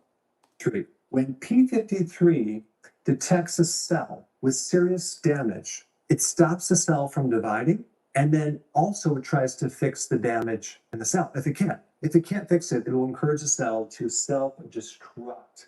This prevents the continuation of that mutation into cancer. The second thing you should know about is your own immune system. That's your real weapon, especially the natural killer cells. Those are the cells that actually go out and kill. Oh, wait a minute. You thought that cancer only had scouts? Ah, no, no, no, no, no. Our natural killer cells go out and look for them too. Oh, you over here? Boop bap, boop bap, boop bap. And as strong as your cells are, depending on the strength of your immune system, the better the chance of you being able to get that cancer out of there or the pre-cancer. It's making sense right now, guys. Now we know what we're dealing with. Cancer, they kill viruses. They're super important. They control the body, constantly looking for cells that have signs of abnormal surface proteins so they can destroy them. Let's say, for example, you only get 4 hours of sleep one night. The natural killer cells drop their activity by 30%. One of the reasons why I changed my sleep schedule, to be honest with you, I used to only get 4. I don't get that much more. I'm up to 6 now. I'm honestly really getting sleep now. I'm feeling much better, less inflammation. I'm giving my body time to repair. Not bragging, talking about, yo, I've stayed up all night, blah, blah, blah. Because your body needs time to repair. The same way your kidneys need time to calm down and chill out too. Your body, look at it like a motor. Look at your heart like a motor. Can you keep it going at high speeds all the time? Or does it need to idle sometimes just to chill out? And you need to go check those hoses and those valves and make sure that everything is running clear. That's what we're talking about right now, you guys. This is what we got to do. Over weeks, one night. So your immune system is highly influenced by your sleep, by stress, by your environment. The other thing that suppresses the immune system is that cancer has a strategy of suppressing the vitamin D receptor. Vitamin D helps the immune system. Vitamin D is another security guard that goes out and it searches for cancer and kills it. Or surveillance, which kind of goes out there and looks for cancer cells and viruses so they can kill them. Now, the third thing about cancer cells, they need their own blood supply. And so the cancer is sending signals out to grow new blood vessels. Well, there are certain things out there that actually suppress the growth of these new circulatory blood vessels to the tumor. That's right, because they try to attach on. That's why they're a tumor. They're like venom. They try to attach on to something else in order to keep on getting that blood to keep them alive. One really important compound is sulforaphane. That's in radishes. It's also in broccoli, broccoli sprouts, green tea, berries, onions, garlic. The other thing that's really important to know is the environment in your own body. If there's more inflammation, you're going to be more prone to cancer. So that means if you're having problems with your joints, with flexing, reflexing, and doing everything that you need to do, you can possibly get it because it hides in those areas. You got to think about it like this. Whatever part of the body that's weak, that has a deficiency, cancer is going to try to get in there. If you smoke, it's your lungs. If you drink, it's your kidneys. If you eat bad food, it could be stomach. It could be your throat. Think about it like that, you guys. That's why you got to keep that machine intact and eat right and take care of yourself and exercise, because exercise on top of all of this regenerates nerves, regenerates your body, regenerates cells. You got to exercise along with the sleep. Let's go. If you had an old injury, for example, somewhere in your body, cancer could potentially go into that area easier and start to metastasize. But the big thing I want to talk about in this video is DNA repair. Your DNA is getting thousands of hits every single day from the junk food you're eating, from the alcohol. You have little tiny proofreaders that are scanning your DNA all the time, looking for errors. And then you have other crews that come in and fix the errors depending on what type of. Do you have any idea how important your immune system is? Now that you know what your immune system does, wouldn't you want to do whatever you can to support your immune system? Because it looks out for you. There is. I mean, it's just mind-blowing what's happening at the cellular level. It's impossible to isolate yourself in a complete stress-free environment. That's not going to happen. I don't want you to look at this as a cancer problem. I want you to look at it as a broken repair system, okay? That's really what it is. All right, so let's first talk about what breaks the repair system. Number one, at the top of the list is chronic high blood sugar and high insulin. This is the majority of the population. Too much sugar, Dunkin' Donuts, caramel, blah, blah, blah. And I'm going to keep doing it. Call me what you want, because I don't eat that garbage. Most people are living on too many refined foods and carbohydrates. That's literally nothing you see. None of it do I eat at all. Creating a huge insulin spike, turning people into pre-diabetics. But way before that, they have insulin resistance. We need to handle this by lowering your insulin. There you go, Vincent. Caramel macchiato. That's probably the most valuable thing you could start doing immediately. Okay, number two, vitamin D. Having enough vitamin D. Why do you want that vitamin D? You guys saw that security guard go out there and get that cancer out there, right? And those they help your good scouts. Vitamin D. Most people are deficient in vitamin D. So vitamin D is really important. Number three, chronic inflammation. We've already talked about that. And I'm not talking about having inflammation from an injury. I'm talking about inflammation from just the wrong foods. Visceral fat actually gives off toxicity. Okay, so if you're looking down at your shoes and your belly sticking out, we know you have liver fat. It sets you up for. If you're looking down at your shoes and your belly's blocking, that's that visceral fat right there. Or being at risk for certain types of cancer. We talked about sleep deprivation. So important to get enough sleep. Alcohol really hammers the liver and puts people at risk for breast cancer, by the way. Smoke. Whoa, you heard that? Breast cancer, drinking alcohol. Smoking. I don't need to say anything about that. I think everyone knows about that. Heavy metals, cadmium, lead, arsenic. This is why we watch out for the ingredients that's inside of the chocolate, the lead that could be probably inside of the coffee, especially the ones that we get that are ground coffees.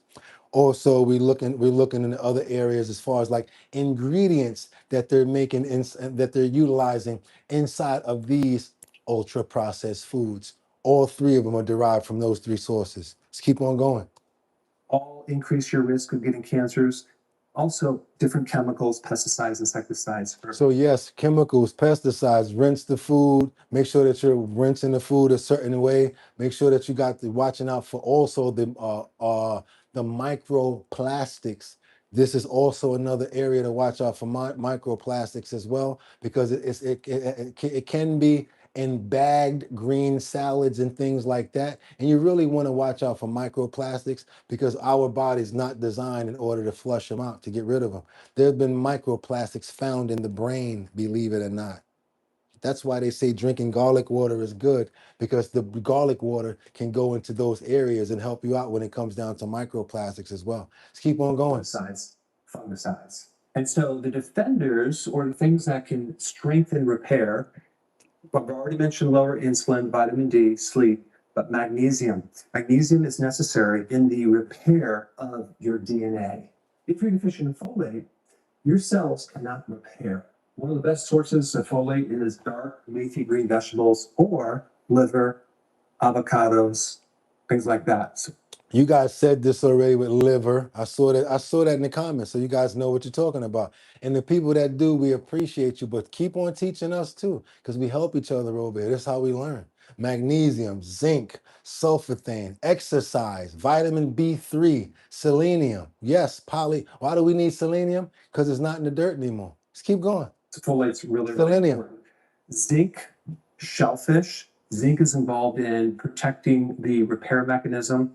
We talked about sulforaphane, that's in the cruciferous vegetable. Sulforaphane is very protective on your DNA and your cells. Exercise is probably one of the most underrated things. If you get a lot of exercise, you will have tremendous protection, not just against cancer, but against heart disease, mood problems, cognitive disorders, pretty much every chronic illness. I want to mention vitamin B3. Vitamin B3 is necessary for something called NAD in your mitochondria.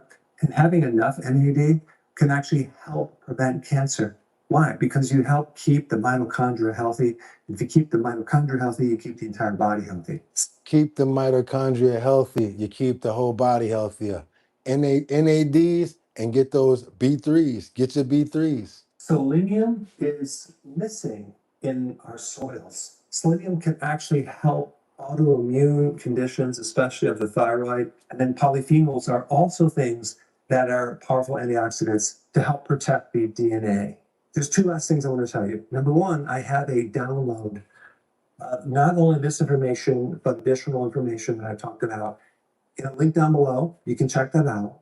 But in addition to that, the lowest hanging fruit, the biggest lever that you can do right now to set yourself up to prevent cancer is number one. And to learn how to keep your insulin low and eat correctly, you need to watch this video right here. Check. You guys, y'all know what it is. You know how we do it over here. We share all the information that we can, and we hope that when you guys find information, you'll send it us. You'll send it in. I'll check it out, and I'll actually premiere your videos same way I do all of the time with other people. Because if it's going to help us, we're going to share with each other. Let's keep on moving forward, you guys, because this has been an episode with Dr. Eric Berg. That's right, Dr. Eric Berg, DC. And we also have the title, which is Cancer is More Terrifying Than I Thought Until I Found This. See, you guys, I thought about it too. We always say that we make it a bigger monster in our heads until we really see what it is. Yes, it's a lot to deal with, and it's a lot of stuff there's a lot of instructions, but it's not nothing that we can't learn from and get better at. And if we use at least, let's say, 10% of anything that we learned here, I'm sure we get a better lifespan and live a little longer. One day longer on this earth is good to me. I'm gonna tell you that. Let's keep on moving forward because I'm gonna do it one more time. Cancer is more terrifying than I thought until I found this. Coming in from Dr. Eric Berg, DC. Of course, you guys, I keep on telling you, you need to go ahead and join the Our Bottom Line Discord, Because no matter what, I take those videos and I put them in the Discord so you guys can go check them out later. What do you guys think about today's health and wellness section? I want to know if we should go watch that other video that he referenced. Because that's what I do. I remember stuff like that. Oh, so you want to tell us what foods to eat? I'll skip a few episodes, do a couple of different things, and go right next to that other food video that he gave us suggestions on about the eating with the diet. But I want to know what you are eating about the proper diet that we should be eating in order to encourage us to prevent cancer. That's what I'll do. I'll go the one that he recommended. I'll actually go play it and put it on one of our health and wellness sections coming up. If you guys appreciate that, and if you guys like the video, just get a thumbs up and let me know what you guys think about that, because it really gives me an idea where to focus, what you guys are concentrating on, and what we need to see. Not only that, I got to keep it funky with you. Our family members have lost family because of this monster. I have lost friends and family because of that cancer monster. And I feel like everyone here needs to know how to battle that monster, that piece of monster. I can't stand cancer. Cancer, if I could curse you out, oh my God. I would pay money to different people to give me different curse words just to curse you out thoroughly and fully. I can't stand cancer. Just keep on moving forward. You guys double tap that screen and get those likes up, because you know who I can stand? I can stand you. I love y'all because that's why I come here every day and I do what I do here. And it's, you know what today is, right? Today is, that's right, the independence of our country, 250 years, you guys. So celebrate July the 4th. But we're not getting up out of here yet. Not in a long shot. Because we got this one dog right here, smart dog, kept following the family until they wind up taking it. That's a smart way to get a dog, right? What if you was a youngster, right? And you always wanted a dog. What if God gave you one chance to talk to dog, right? And you just walked up to this dog and say, keep on following us. My mom will take you in. And the dog could understand. I think this dog might have heard that from one of the family members, because check this out. This dog did not stop, kept on following and getting. She would stand out by these trees and she would just sit there and watch us. She watched us from afar and she kind of saw how I treated Honey, and that Honey was safe. Tried to call her, but she just like ran. And I noticed where she ran was like towards the bottom of my property. What did she find? What is she doing out there? I saw her again a few days later. She was really scared. Her tail was between her legs. I wanted her to see that I'm not going to hurt her. So I threw food out. She don't look like she's missing no meals. And she actually came up and ate it.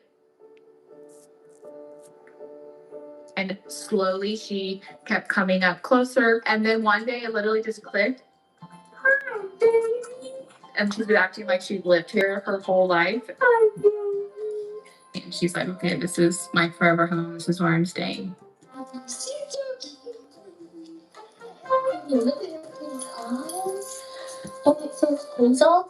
We let her inside. Now she does have a collar on that says Hazel, so I hope they're looking for her family, because that's the first thing that you want to do. Because if I lost Hazel, I would be going crazy. She doesn't like to be inside very long because she wants to be out here with Honey, our Great Pyrenees.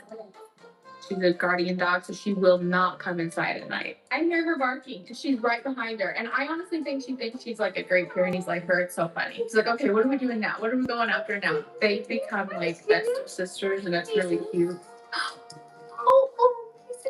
It's like she physically has to lick me. She started whining and she's like, no, I have to have a lick. It's so cute. It'll just melt your heart looking at her eyes and her smile, just looking up at you. Whenever she's smiling, it really does look like a human smile. It's like the sweetest thing. I don't even know how to describe it. That's when they feel safe in their home. You see that right there? This is what you pay for every day. That's right. Somebody's chilling when you go to work. I'm talking about they like, oh, well, have a good day out there, Mom. Have a good day, Dad. And they just in there like, and they sleeping real good. You guys need to be really happy when you pay that rent. You don't get to stay home every day, but your furry friends do. I knew that she was either. Let's keep on moving forward. You guys double tap that screen and get those likes up. Because guess what? It's July the 4th, Independence Day, 250 years, you guys. That's right. It's to celebrate good times. Come on. That's right. And again, someone had to correct somebody yesterday because they thought that that was the Village People.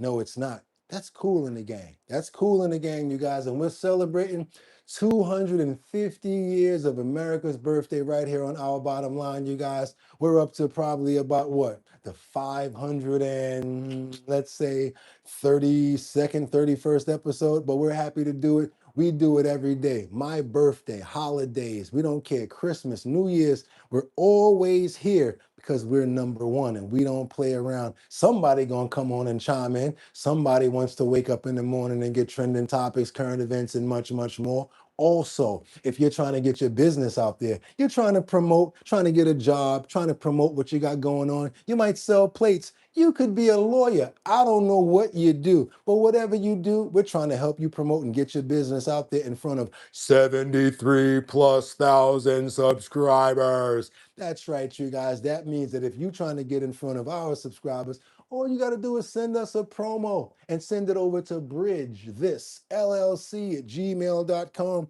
Has to be in 1080 by 1080 to fit in the promo area on YouTube. That's not my rules, it's their rules. Also, we're having a good time putting this back together from the ground up, from grassroots. That's right, myself, as well as the owners of Big Drip Hard Punch, we're putting together this Show Your talent search. That's the talent search that we're doing in Manhattan, Bronx, Brooklyn, Queens, and Staten Island. As soon as this weather breaks, we're going to be right back out there letting you guys see if we can get you that, boom, $250 for the Show Your talent search. And if you win, all you got to do is compete against each other, and we're going to see who wins that $1,000 grand prize. I'm going to be your host, Boogotti NYC. It's sponsored by Big Drip Hard Punch. And if you want to get lit, you got to drink Big Drip. You guys, you know how Miss Swanza always tells you, how do you go and be a part of the show? You got to go to the website, www.drinkbigdrip.com. That's right. Go to the first page.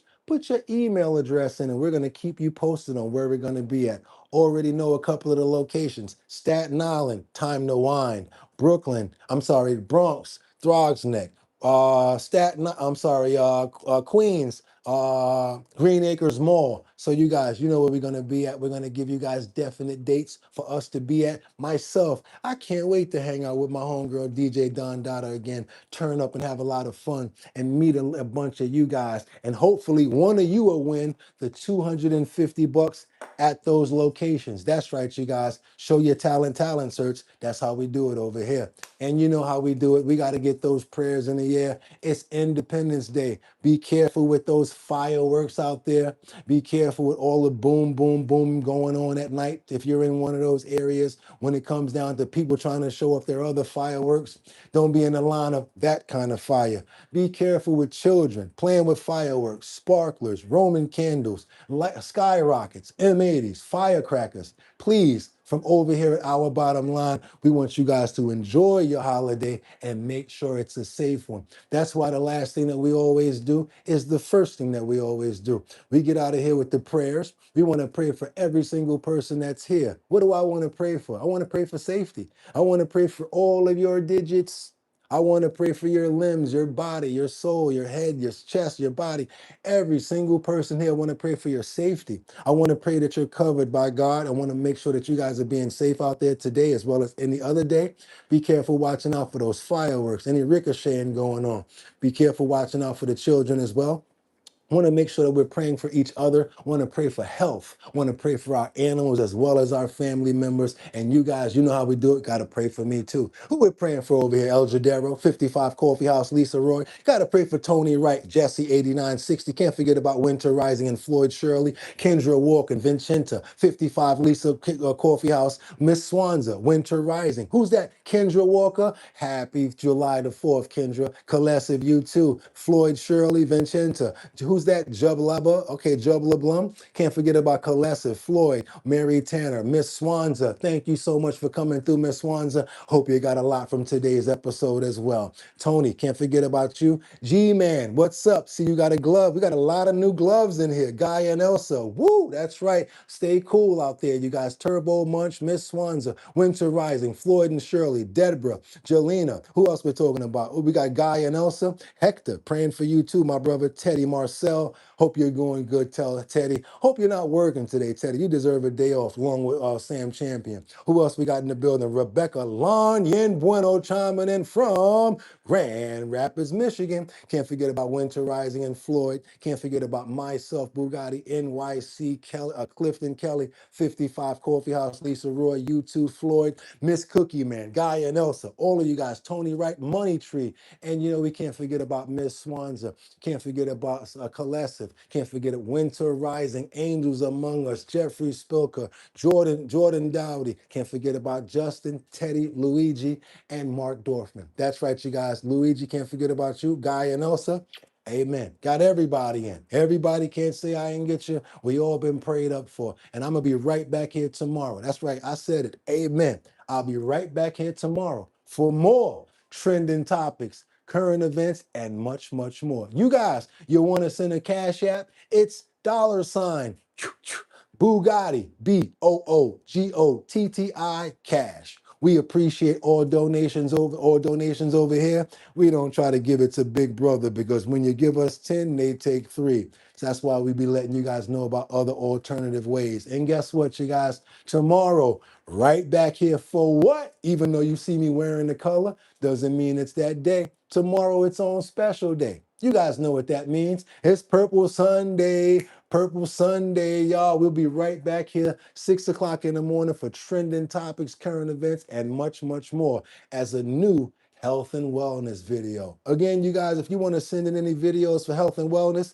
send your not even suggestions. Do me a little better than that. If you find a video that you like, send it in to bridgethisllc@gmail.com, bridgethisllc@gmail.com, or if you want to be one of our members on Discord, you can just send me a message on our bottom line at Discord. Let me know what the video is, who you are, and I'll give you the credit for it. You guys, I want you to have a fantastic holiday. I'll see you right back here for fantastic trending topics, current events, and much, much more on our bottom line. Y'all could have went anywhere, but the fact of the matter that you came here to chill with me on July the 4th, Independence Day, I appreciate you. So until tomorrow, 6 o'clock, get 'em.